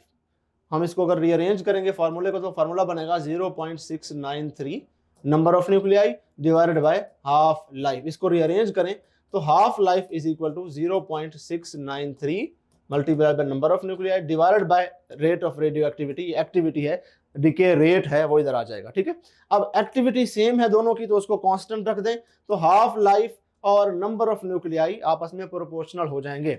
सो अगर हमने दोनों के नंबर ऑफ एटम्स का रेशो निकालना है तो हमें हाफ लाइफ का रेशो निकालना पड़ेगा, यानी कि number of atoms of sample 1 divided by number of atoms of sample 2 is basically equal to half life of sample 1 divided by half life of sample 2। ठीक है, सो हाफ लाइफ जिसकी ज्यादा उसके आपको ज्यादा नंबर ऑफ न्यूक्लियाई लेने पड़ेंगे, जिसकी हाफ लाइफ कम होगी उसके कम नंबर ऑफ न्यूक्लियाई लेंगे तो भी सेम एक्टिविटी होगी। ये इस रिलेशन का ये मतलब है।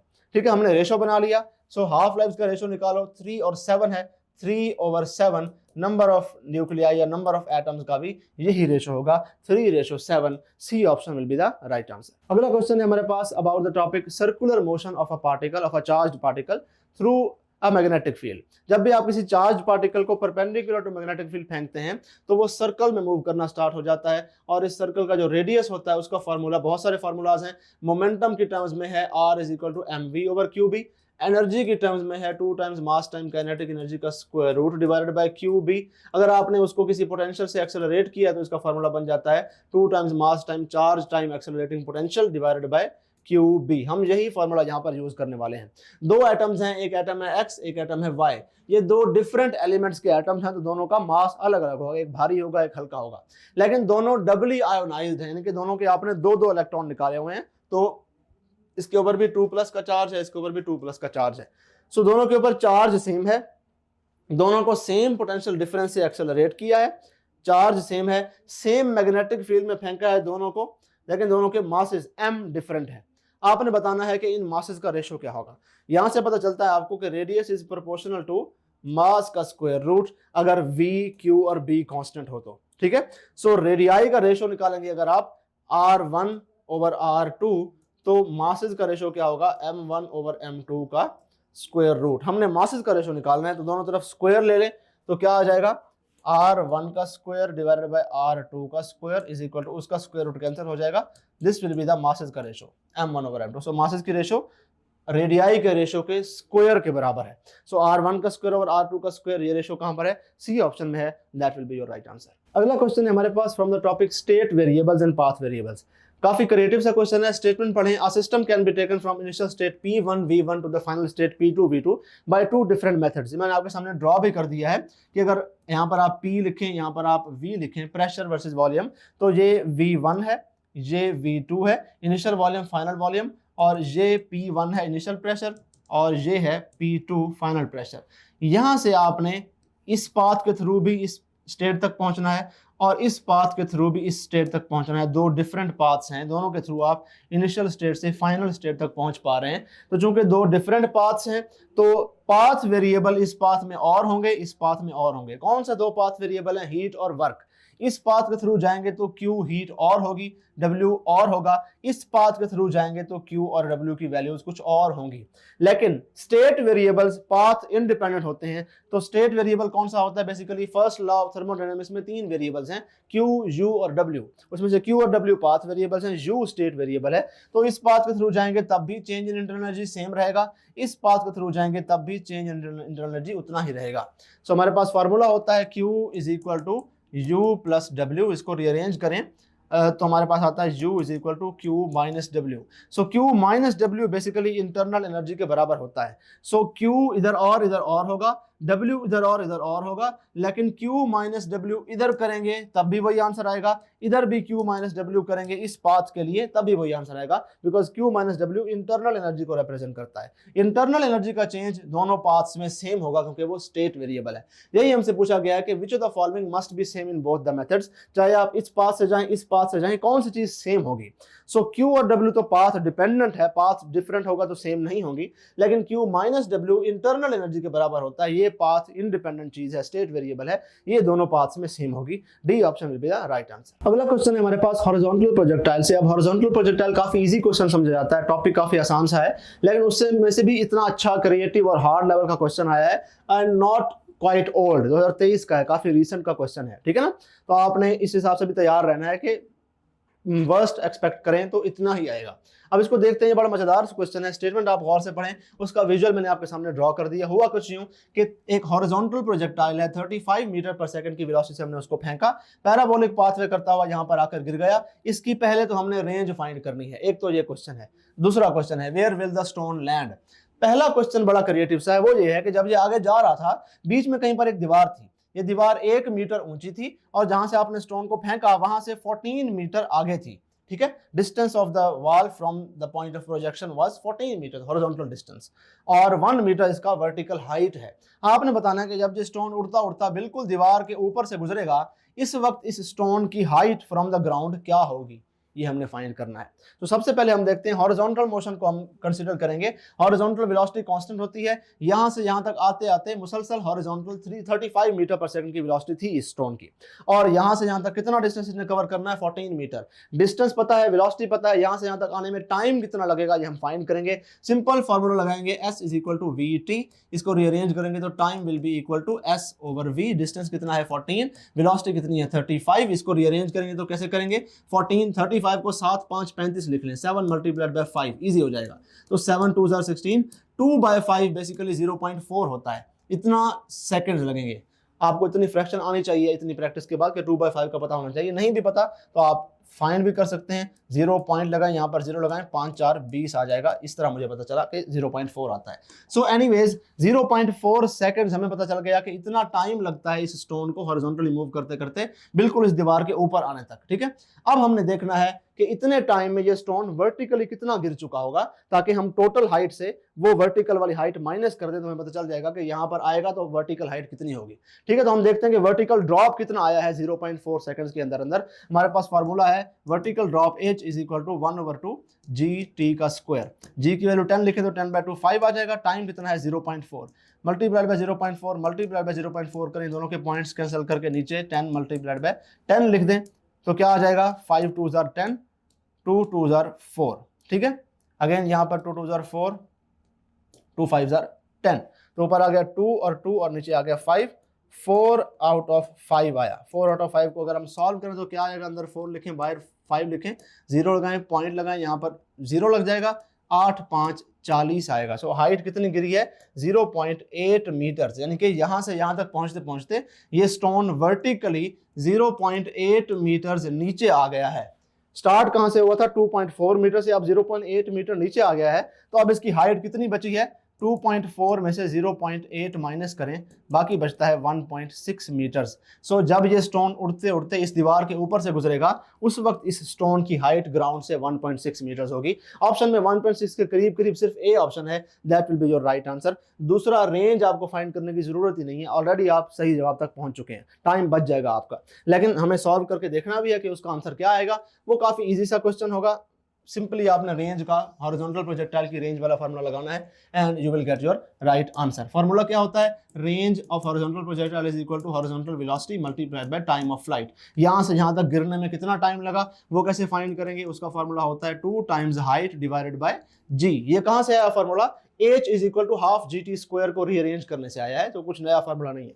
सो 2 मल्टीप्लाइड बाय हाइट कितनी है 2.4 है, डिवाइडेड बाय 10 कर देंगे। सो 2 5 10 आ जाएगा। इसका पॉइंट हटा के नीचे आप 10 लिख सकते हैं, तो क्या बनेगा 2 5 10 और 2 12 24, ऊपर आ गया 12, नीचे आ गया 5 का स्क्वायर और इसका सारे का स्क्वायर रूट। 12 को आप लिख सकते हैं 4 मल्टीप्लाइड बाय 3, 4 मल्टीप्लाइड बाय 3, ताकि 4 कंप्लीट स्क्वायर है, इसका स्क्वायर रूट लेंगे, ये बाहर आ जाएगा 2 आ जाएगा। 5 का स्क्वायर है, बाहर आके 5 हो जाएगा, बाकी स्क्वायर रूट के अंदर 3 रहेगा।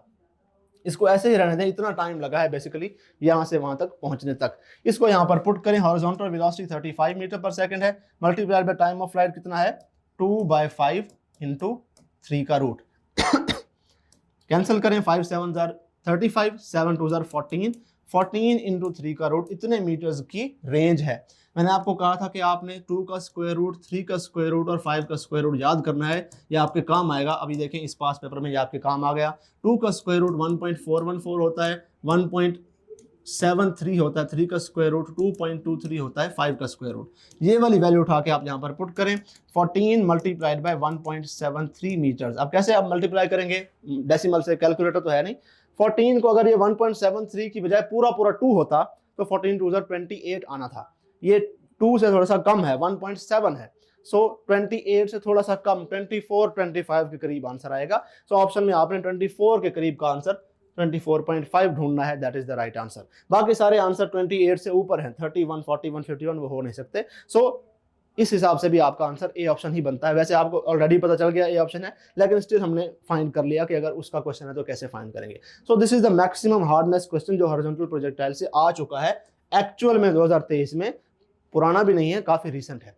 सो आपने तैयार रहना है इस किस्म के क्वेश्चंस के लिए। अगला क्वेश्चन है हमारे पास from the topic force on a charge particle in magnetic field. Statement पढ़े हैं, electron is projected along positive X axis. आपके सामने मैंने सारी एक्सिस ड्रॉ कर दी हैं, X positive, X negative, positive Y, negative Y, positive Z out of the page dotted line से शो किया है, into the page negative Z dotted line से शो किया है, ठीक है। अब इलेक्ट्रॉन है, नेगेटिव चार्ज से शो किया है उसको, वो पॉजिटिव एक्स एक्सिस की तरफ जा रहा है। This is the velocity of electrons motion, red vector से शो किया हुआ है। और magnetic field lying in the X Z plane, so positive X axis J है, पॉजिटिव जी एक्सिस जे है, आउट ऑफ द पेज है। सो ये वाला जो प्लेन बन रहा है यहां पर बेसिकली दिस प्लेन, इस प्लेन में है मैग्नेटिक फील्ड, ठीक है। सो अगर y यूं है, x यूं है और z बाहर है, सो x एंड z ये वाला जो प्लेन बन रहा है इसमें मैग्नेटिक फील्ड है, ठीक है। सो पॉजिटिव x एक्सिस की तरफ इलेक्ट्रॉन जा रहा है, और अगर हम मैग्नेटिक फील्ड को ड्रॉ करेंगे तो वो इस पूरे के पूरे प्लेन में कहीं पर है, यहां पर है, यहां पर है, ठीक है। अगर मैं आपके सामने कर दूं तो पॉजिटिव x एक्सिस की तरफ इलेक्ट्रॉन जा रहा है, और इस एक्स जी प्लेन के अंदर कहीं ना कहीं मैग्नेटिक फील्ड है, तो वो यहां भी हो सकती है, यहां भी हो सकती है, इस पूरे के पूरे प्लेन के अंदर है, ठीक है। सो अगर हम यहां पर राइट हैंड रूल लगाएंगे तो V है इस तरफ, और मैग्नेटिक फील्ड इस पूरे के पूरे प्लेन में कहीं पर भी हो सकती है, एक्स से जी के प्लेन के बीच में, ठीक है। तो कहीं पर भी हो, सपोज यहां पर हो, तो हम क्रॉस प्रोडक्ट का फॉर्मूला कैसे लगाएंगे, हमारे पास फॉर्मूला होता है force on a charge is equal to Q into V cross B, ठीक है। तो राइट हैंड रूल के मुताबिक हमने अपनी सारी की सारी फिंगर्स को V की डायरेक्शन में, पॉजिटिव एक्स एक्सिस की डायरेक्शन में कर देना है, and then we have to rotate it towards B, क्योंकि B का वेक्टर तो इधर कहीं पर है ना, पॉजिटिव एक्स एक्सिस है, ये Z है, तो एक्स जी प्लेन में कहीं पर है, तो we have to rotate the fingers from V to B, हमारा थंब डाउनवर्ड्स पॉइंट करेगा। सो डाउनवर्ड्स, ये ग्रीन एरो जो मैंने ड्रॉ किया हुआ है ये है direction of force according to right hand rule.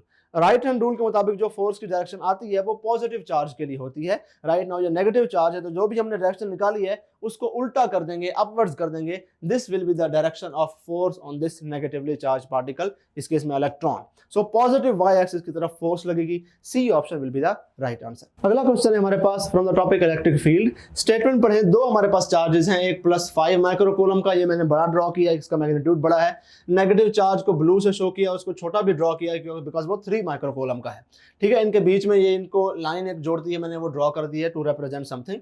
आगे हम देखते हैं कि उससे हम क्या यूज करेंगे।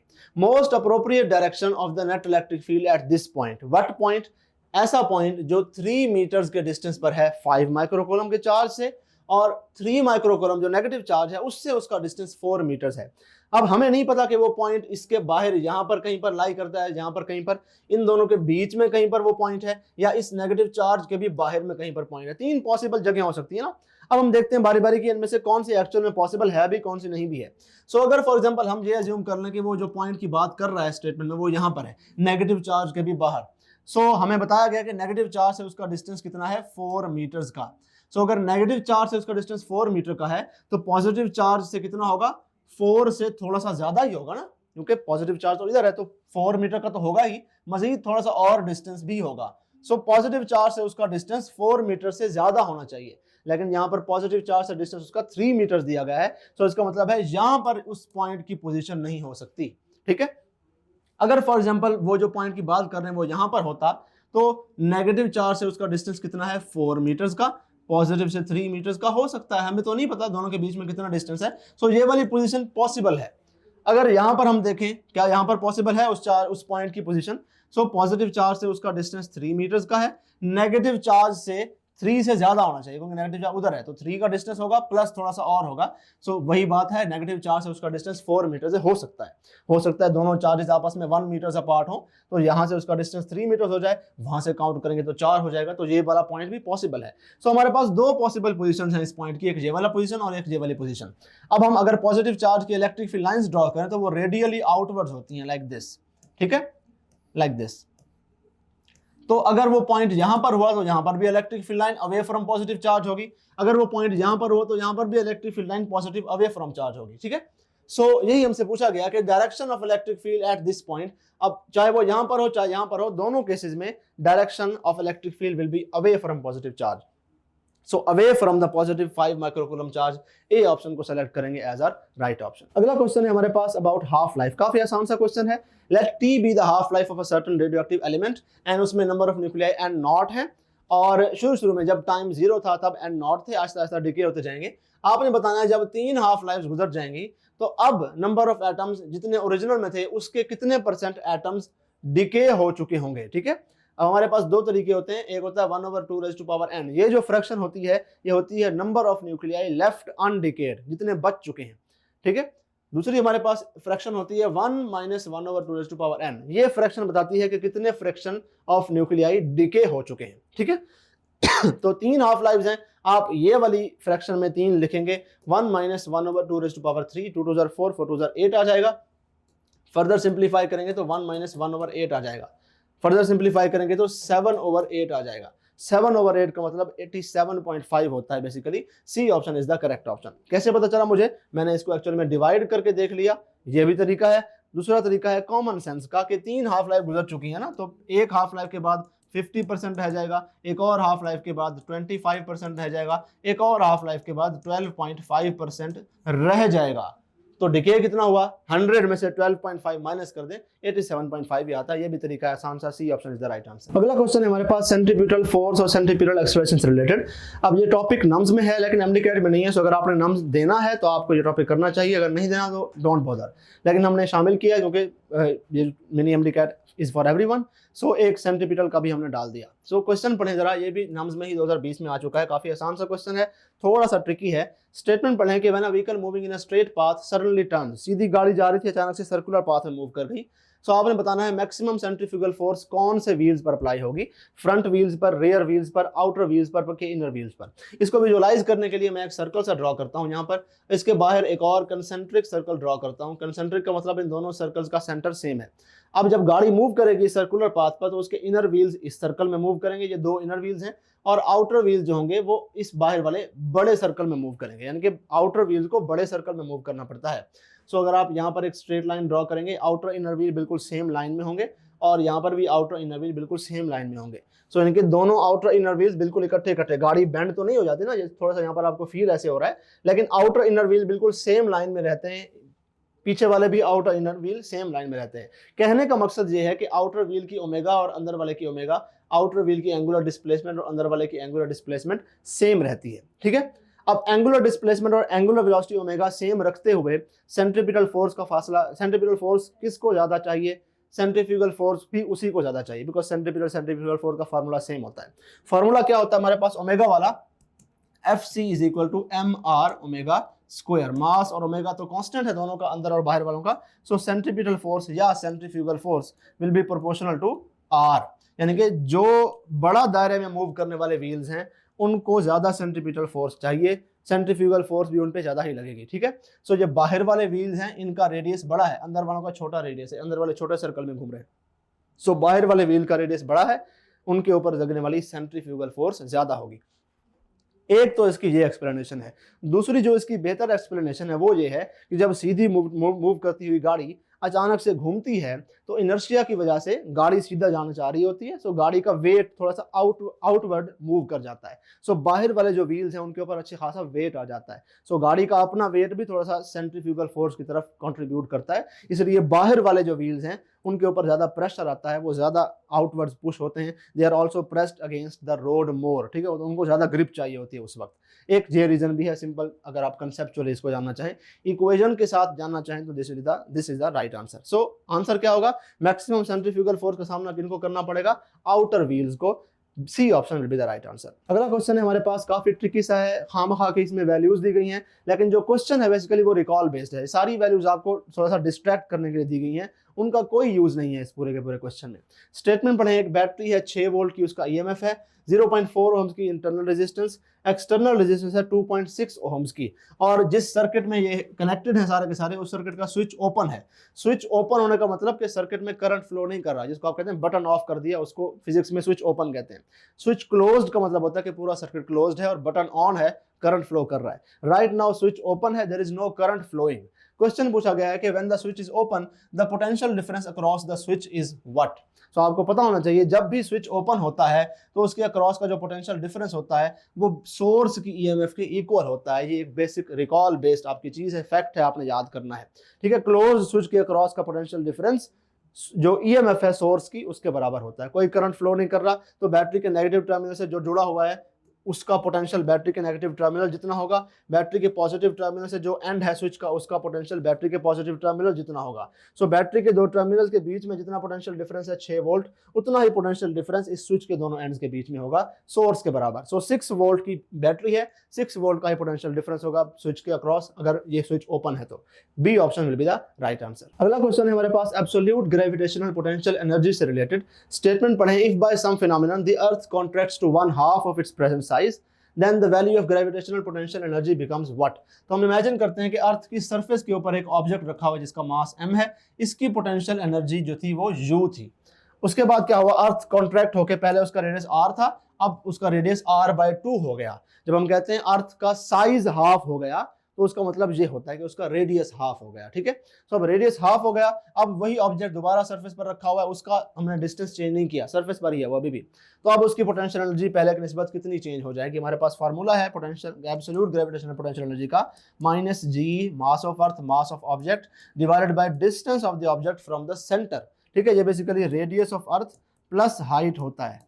ठीक है, सेंटर से जितना डिस्टेंस है, तो पहले सेंटर से डिस्टेंस कितना था, रेडियस के बराबर, अब सेंटर से कितना डिस्टेंस है, रेडियस का हाफ। सो डिस्टेंस पहले की निस्बत कितना हो गया, हाफ हो गया। सो एब्सोल्यूट ग्रेविटेशनल पोटेंशियल एनर्जी पहले की निस्बत कितना हो जाएगी, ट्वाइस हो जाएगी। ठीक है, नेगेटिव में ट्वाइस हो जाएगी, लेकिन हम उसको कहते हैं पोटेंशियल एनर्जी बढ़ी गई है। ठीक है, सो डबल हो जाएगी नेगेटिव में। अगर पहले -10 था तो अब -20 जाउल, पहले -10 जाउल की पोटेंशियल एनर्जी होती थी उसमें, अब -20 जाउल की पोटेंशियल एनर्जी है, वो ज्यादा closer to the earth centre आ गया है। ठीक है, सो हम क्या कहेंगे कि value of gravitational potential energy becomes what, it becomes double. ठीक है, ये नेगेटिव साइन से यूं नहीं समझना कि ये -10 था अब -20 हो गया तो कम हो गई है तो हाफ हो गई है, नहीं, हाफ नहीं कहना है इसको, आपने इसको डबल ही कहना है। A option is the right answer. ये माइनस का साइन सिर्फ ये इंडिकेट करने के लिए होता है कि अर्थ की फील्ड जो है वो अट्रैक्टिव है, दैट्स इट, उसके अलावा इसका कोई काम नहीं है। सो ये वैल्यू अगर ज्यादा होगी तो ज्यादा पोटेंशियल एनर्जी है, ये वैल्यू कम होगी तो कम पोटेंशियल एनर्जी है। ठीक है, इसी तरह से ये आपने समझना है। अगला क्वेश्चन है हमारे पास, इलेक्ट्रोमैग्नेटिक इंडक्शन से रिलेटेड। हमने एक कॉइल को मैग्नेटिक फील्ड में रख के घुमा दिया और डिफरेंट इंस्टेंट्स पर उसका rate of change of flux different है, तो इसलिए इंड्यूस्ड ईएमएफ भी डिफरेंट है। उसका हमने एक ग्राफ ड्रॉ कर लिया और डिफरेंट पोजीशंस भी आपके सामने शो कर दी। क्वेश्चन ये है कि ईएमएफ इंड्यूस्ड जीरो कब होगी, when plane of the coil is at what angle to magnetic field. So आपको पता होना चाहिए मैग्नेटिक फील्ड लाइंस यहाँ पर क्या है, यहाँ पर नॉर्थ पोल है इस एंड पर और उस एंड पर हमने साउथ पोल बनाया है, तो magnetic field lines from left to right है, ये डायरेक्शन ऑफ मैग्नेटिक फील्ड है। पहले कॉइल यूं रखी हुई है, मैग्नेटिक फील्ड लाइंस उसके बिल्कुल परपेंडिकुलर हैं, इस पोजीशन पर फ्लक्स मैक्सिमम होता है, rate of change of flux नहीं। Rate of change of flux यहाँ पे जीरो होता है, इसलिए यहाँ पर इंड्यूस्ड ईएमएफ भी जीरो होती है। ठीक है, ये इंड्यूस्ड ईएमएफ आहिस्ता आहिस्ता बढ़ती जाती है जैसे जैसे वो कॉइल रोटेट करते करते परपेंडिकुलर से पैरेलल टू मैग्नेटिक फील्ड हो जाती है। जब वो बिल्कुल पैरेलल टू मैग्नेटिक फील्ड है, इस इंस्टेंट पर फ्लक्स जीरो होता है, लेकिन rate of change of flux maximum होता है। EMF induced rate of change of flux पर डिपेंड करती है, फ्लक्स पे नहीं। ईएमएफ इंड्यूस्ड मैक्सिमम होगी क्योंकि rate of change of flux maximum है। ये दोबारा रोटेट होते होते दोबारा परपेंडिकुलर टू मैग्नेटिक फील्ड आ जाएगा, rate of change of flux दोबारा डिक्रीज होते होते जीरो हो जाएगा, इंड्यूस्ड ईएमएफ भी। सो खैर हमारा क्वेश्चन जो है वो क्या है कि प्लेन ऑफ द कॉइल का क्या एंगल होगा बी से जब ईएमएफ जीरो होगी। सो ईएमएफ जीरो तब होगी जब plane of the coil will be perpendicular to magnetic field, उस इंस्टेंट पर, ये वाला इंस्टेंट, ये वाला इंस्टेंट, ये वाला इंस्टेंट, इन सारे इंस्टेंट्स पर ईएमएफ इंड्यूस्ड जीरो है। और ईएमएफ इंड्यूस्ड मैक्सिमम कब होगी? When plane of the coil is parallel, ये वाला इंस्टेंट और ये वाला इंस्टेंट, यहाँ पर ईएमएफ इंड्यूस्ड मैक्सिमम है। पॉजिटिव मैक्सिमम भी हो सकती है, नेगेटिव मैक्सिमम भी, डिपेंडिंग अपॉन के रोटेशन का एंगल क्या है। ठीक है, सो एनीवेज राइट नाउ हमसे जीरो वाले का पूछा गया तो हम कहेंगे plane of the coil is perpendicular to B वाली जो पोजीशन है, that is when EMF induced will be zero. A option is the right answer. इसका फार्मूला भी है, इस तरह से इमेजिन नहीं होता अगर आपसे, आपका फार्मूला है n omega A B sine theta. ये थीटा है, ये वेक्टर एरिया और मैग्नेटिक फील्ड का एंगल है। तो वेक्टर एरिया और मैग्नेटिक फील्ड का एंगल क्या होगा कि ये सारी की सारी वैल्यू जीरो हो जाएगी। साइन किसका जीरो होता है? साइन जीरो जीरो होता है। सो वेक्टर एरिया और मैग्नेटिक फील्ड का एंगल, जहां पर वेक्टर एरिया इस तरफ है, मैग्नेटिक फील्ड भी इसी तरफ है, एंगल जीरो है, ईएमएफ इंड्यूस्ड जीरो है। A option is the right answer. अगला क्वेश्चन है हमारे पास फोटोन थ्योरी ऑफ लाइट से डॉन ऑफ मॉडर्न फिजिक्स का क्वेश्चन है। काफी आसान सा क्वेश्चन है कि अगर हमारे पास डिफरेंट कलर्ड लाइट बीम्स हो, उन सारों की सेम एनर्जी हो, which colour beam will contain the smallest number of photons. हमारे पास फार्मूला होता है power of a beam of photon is equal to energy of one photon multiplied by number of photons per second, n over t। ठीक है, हमने बताना है smallest number of photons किस में होंगे, यानी कि number of photons per second सबसे कम किस में होंगे। तो इसको रीअरेंज करेंगे तो पावर डिवाइडेड बाय hf आ जाएगा। ठीक है, सो पावर तो दोनों की सेम है, एनर्जी सेम है, तो पावर भी दोनों बीम्स की सेम होगी। h वैसे ही कांस्टेंट है, फ्रीक्वेंसी डिफरेंट कलर की लाइट्स की डिफरेंट होती है। सो अगर हाई फ्रीक्वेंसी वेव है, हाई फ्रीक्वेंसी लाइट है, तो उसके नंबर ऑफ फोटॉन्स कम होंगे in order to have the same power. अगर लो फ्रीक्वेंसी वेव है, लो फ्रीक्वेंसी लाइट है, कम एनर्जी वाली, तो उसको ज्यादा number of photons per second चाहिए in order to have the same power. ठीक है, सो हमने बताना है स्मॉलेस्ट नंबर ऑफ फोटॉन्स किसकी होंगे, जो सबसे हाई एनर्जी वाली होगी। सबसे हाई एनर्जी है उसको कम नंबर ऑफ फोटॉन्स में भी उतनी पावर वो दे देती है जितना दूसरी जो लो एनर्जी वाली, लो फ्रीक्वेंसी वाली है, वो बहुत ज्यादा नंबर ऑफ फोटॉन ले आएगी, तब जाके उसकी पावर उतनी होगी। ठीक है, तो हमने स्मॉलेस्ट बताना है। इनमें से सबसे हाईएस्ट फ्रीक्वेंसी वाली कौन सी है? वॉयलेट लाइट है, बाकी सारे के सारे लो फ्रीक्वेंसी हैं। A option will be the right answer. अगला क्वेश्चन है हमारे पास वर्क और पावर से रिलेटेड। स्टेटमेंट पढ़ें, two students A and B carry a 20 kilogram load to the top of a 10 metre high staircase. एक staircase है इस तरह से, और इसकी जो हाइट है वो कितनी है? 10 मीटर्स। एक स्टूडेंट ने 20 किलोग्राम यहां से यहां तक पहुंचाया 10 सेकंड में, दूसरे ने 20 किलोग्राम यहां से यहां तक पहुंचाया 20 सेकंड में।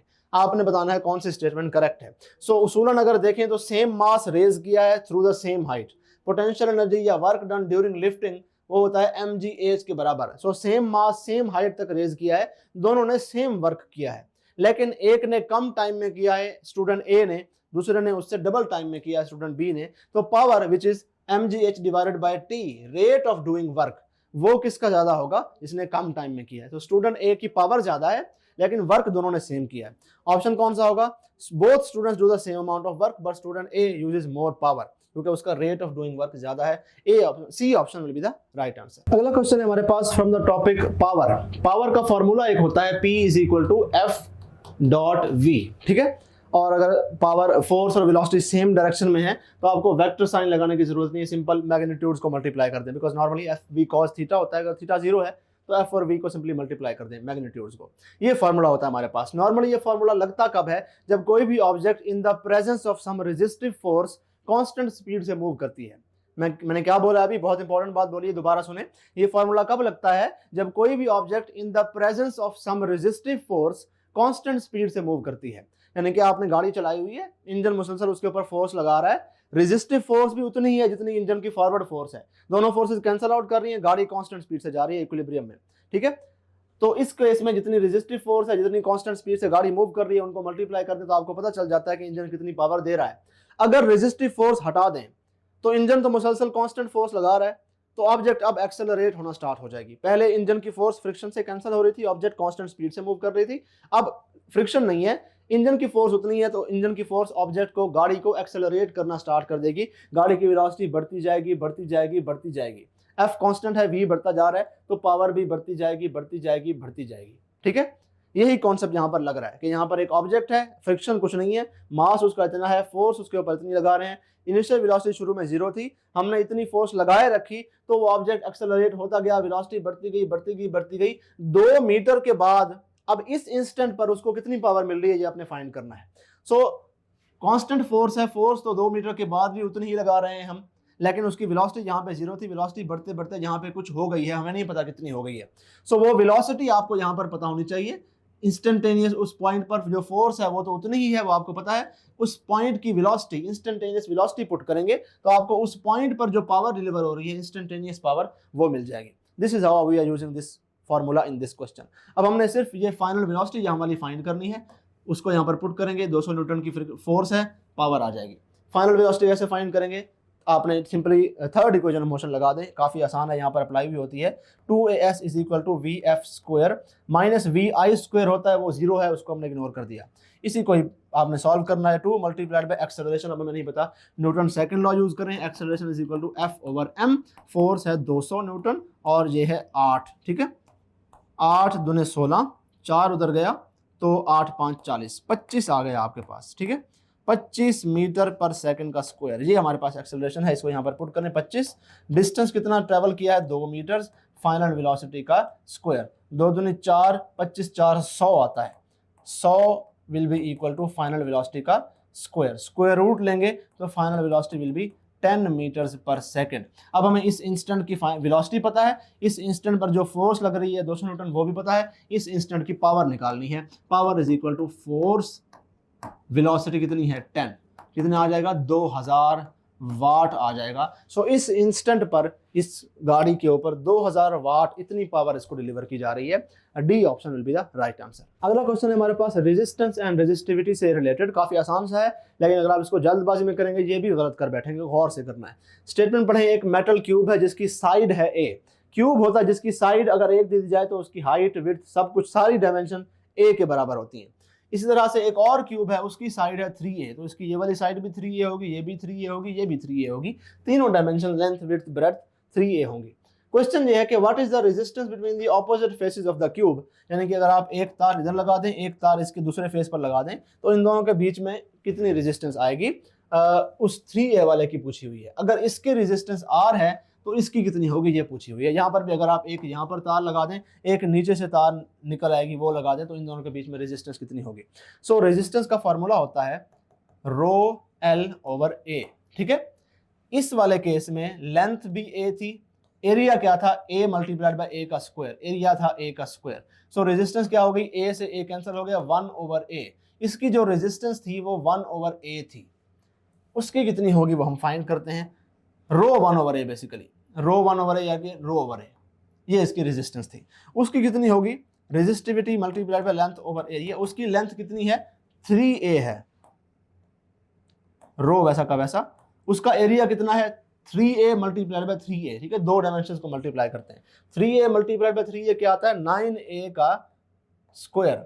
सो 3 3 जार 9, ये a से एक a कैंसिल, बाकी क्या बचा, न्यूमरेटर में रो बचा, डिनोमिनेटर में a बचा और 3 बचा, ठीक है। सो इसकी जो रेजिस्टेंस है वो क्या है, वो है रो ओवर a मल्टीप्लाइड बाय 3, ये उसकी रेजिस्टेंस है, ठीक है। रो ओवर a ये इसकी रेजिस्टेंस थी, मल्टीप्लाइड बाय 1 ओवर 3, ठीक है। मैं उल्टा लिख गया यहाँ पर, 1 ओवर 3 लिखेंगे यहाँ पर, 1 ओवर 3, यानी कि पहले वाले केस की resistance divided by 3 gives you दूसरे वाले केस के रेजिस्टेंस। सो अगर इसकी रेजिस्टेंस r है तो उसकी रेजिस्टेंस r बाय 3 है, 1/3 है, ठीक है। सो किस ऑप्शन को लगाएंगे आप, सी ऑप्शन को सेलेक्ट करेंगे एज आर करेक्ट ऑप्शन। अगला क्वेश्चन है हमारे पास first line of any spectral series के हवाले से। स्टेटमेंट पढ़ें, if RH is the Rydberg's constant for hydrogen, तो आपने बताना है first line of the Lyman series का वेव नंबर क्या होगा। फर्स्ट लाइन का मतलब क्या होता है, किसी भी सीरीज का जो p वैल्यू है उससे बिल्कुल ऊपर वाले ऑर्बिट से अगर इलेक्ट्रॉन जंप करे तो तब जो फोटोन इमिट होता है उसको हम फर्स्ट लाइन कहते हैं। ये सबसे लोएस्ट एनर्जी फोटोन होता है, सबसे लॉन्गेस्ट वेवलेंथ वाला, सबसे छोटे वेव नंबर वाला, सबसे छोटी फ्रीक्वेंसी वाला, ठीक है, क्योंकि बहुत ही कम एनर्जी गैप में उसकी ट्रांजिशन हुई है, सिर्फ एक ऑर्बिट का फर्क होता है। सो लाइमन सीरीज की p वैल्यू है 1, यानी कि कहीं से भी अगर इलेक्ट्रॉन है तो पहले ऑर्बिट में आना चाहिए, तो तब लाइमन सीरीज का फोटोन इमिट होगा। सो लाइमन सीरीज की पहली लाइन कब बनेगी, जब इलेक्ट्रॉन दूसरे ऑर्बिट से पहले ऑर्बिट में आए। अगली लाइन कब बनेगी, जब तीसरे ऑर्बिट से पहले ऑर्बिट में आए, जब चौथे से पहले में आएगा, फिर पांचवें से पहले में आएगा, फिर छठे से पहले में आएगा, फर्दर लाइंस बनती जाएंगी। सो फर्स्ट लाइन तब बनती है जब n वैल्यू 2 हो, यानी कि जहां से हायर ऑर्बिट से इलेक्ट्रॉन आया है सेकेंड ऑर्बिट से फर्स्ट ऑर्बिट में आए, वो लाइमन सीरीज की फर्स्ट लाइन होगी। और इसका जनरल फार्मूला होता है, इसमें जो वेवलेंथ बनती है उसका फार्मूला होता है n² p² divided by n² minus p² multiplied by Rydberg's constant. ये राइडबर्ग्स कांस्टेंट डिनोमिनेटर में होता है। सो आपने उस सीरीज की n वैल्यू लिखनी है which will be nothing more than p plus 1। जो p वैल्यू इसमें एक ऐड कर दें, उस सीरीज की p वैल्यू लिखनी है, राइट बर्ग्स कांस्टेंट लिखनी है, उस सीरीज की फर्स्ट लाइन की वेवलेंथ आ जाएगी। यहाँ पर मैंने जो चार्ट बनाया है लेक्चर का भी है, ये चीज हम वन शॉट में भी डिस्कस कर चुके हैं, यही चीज हम टेस्टिंग सेशन में भी डिस्कस कर चुके हैं, मास्टर बुक में भी यही टेबल है। इसमें मैंने सारी की सारी सीरीज की p वैल्यू, सारों की n वैल्यू, सारों का जो फॉर्मूला बनेगा फर्स्ट लाइन का, सारों का जो आंसर आएगा फर्स्ट लाइन की वेवलेंथ का, और एक्चुअल नैनोमीटर में जो वैल्यू आएगी वो भी लिख दी है। ठीक है, इसको आप एक नजर देख सकते हैं। सो राइट नाउ हमसे पूछा गया कि लाइमन सीरीज की फर्स्ट लाइन का जो वेव नंबर है वो बताओ। सो अगर आप इस फॉर्मूले में पुट करेंगे ये p वैल्यू n वैल्यू, तो आपके पास लैम्डा की वैल्यू आएगी 4/3 टाइम्स ऑफ राइडबर्ग्स कांस्टेंट।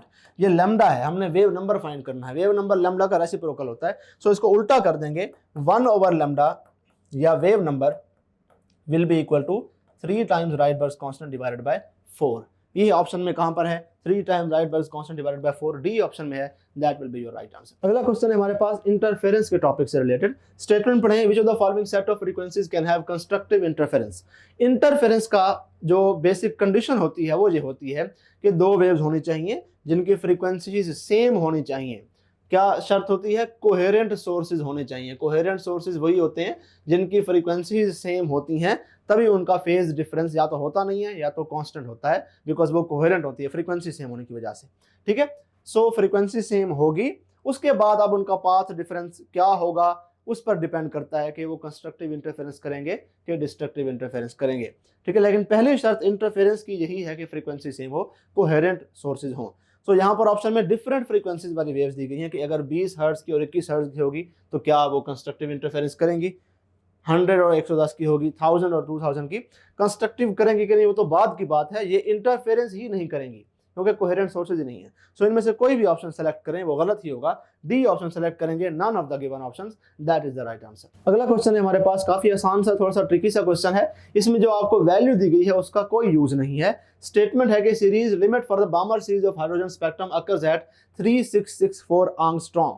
इसका मतलब यह है कि अगर कोई इलेक्ट्रॉन इन्फिनिटी ऑर्बिट से आए, ये इन्फिनिटी ऑर्बिट है, यहां से जंप करे back into the second orbit, तो जितनी वेवलेंथ वाला फोटोन इमिट करेगा वो 3664 एंगस्ट्रॉम का होगा। वो बामर सीरीज की सीरीज लिमिट कहलाएगी। ठीक है, आगे क्वेश्चन हमसे पूछा गया, आप ionization energy of hydrogen atom find करें। Ionization energy of hydrogen atom क्या, कौन सी एनर्जी होती है कि कोई इलेक्ट्रॉन अगर यहाँ पर है पहले ऑर्बिट में, यहां से इसको निकाल के इनफाइनाइट ऑर्बिट में लेकर जाया जाए तो इसको जो फोटोन देना पड़ेगा वो उस फोटोन की जो एनर्जी होगी वो आयोनाइजेशन एनर्जी कहलाएगी। पहले ऑर्बिट में इलेक्ट्रॉन की एनर्जी आपको आनी चाहिए, रिकॉल बेस्ड चीज है, -13.6 इलेक्ट्रॉन वोल्ट्स। ठीक है, -13.6 इलेक्ट्रॉन वोल्ट्स, इतनी एनर्जी होती है पहले ऑर्बिट में नेगेटिव की।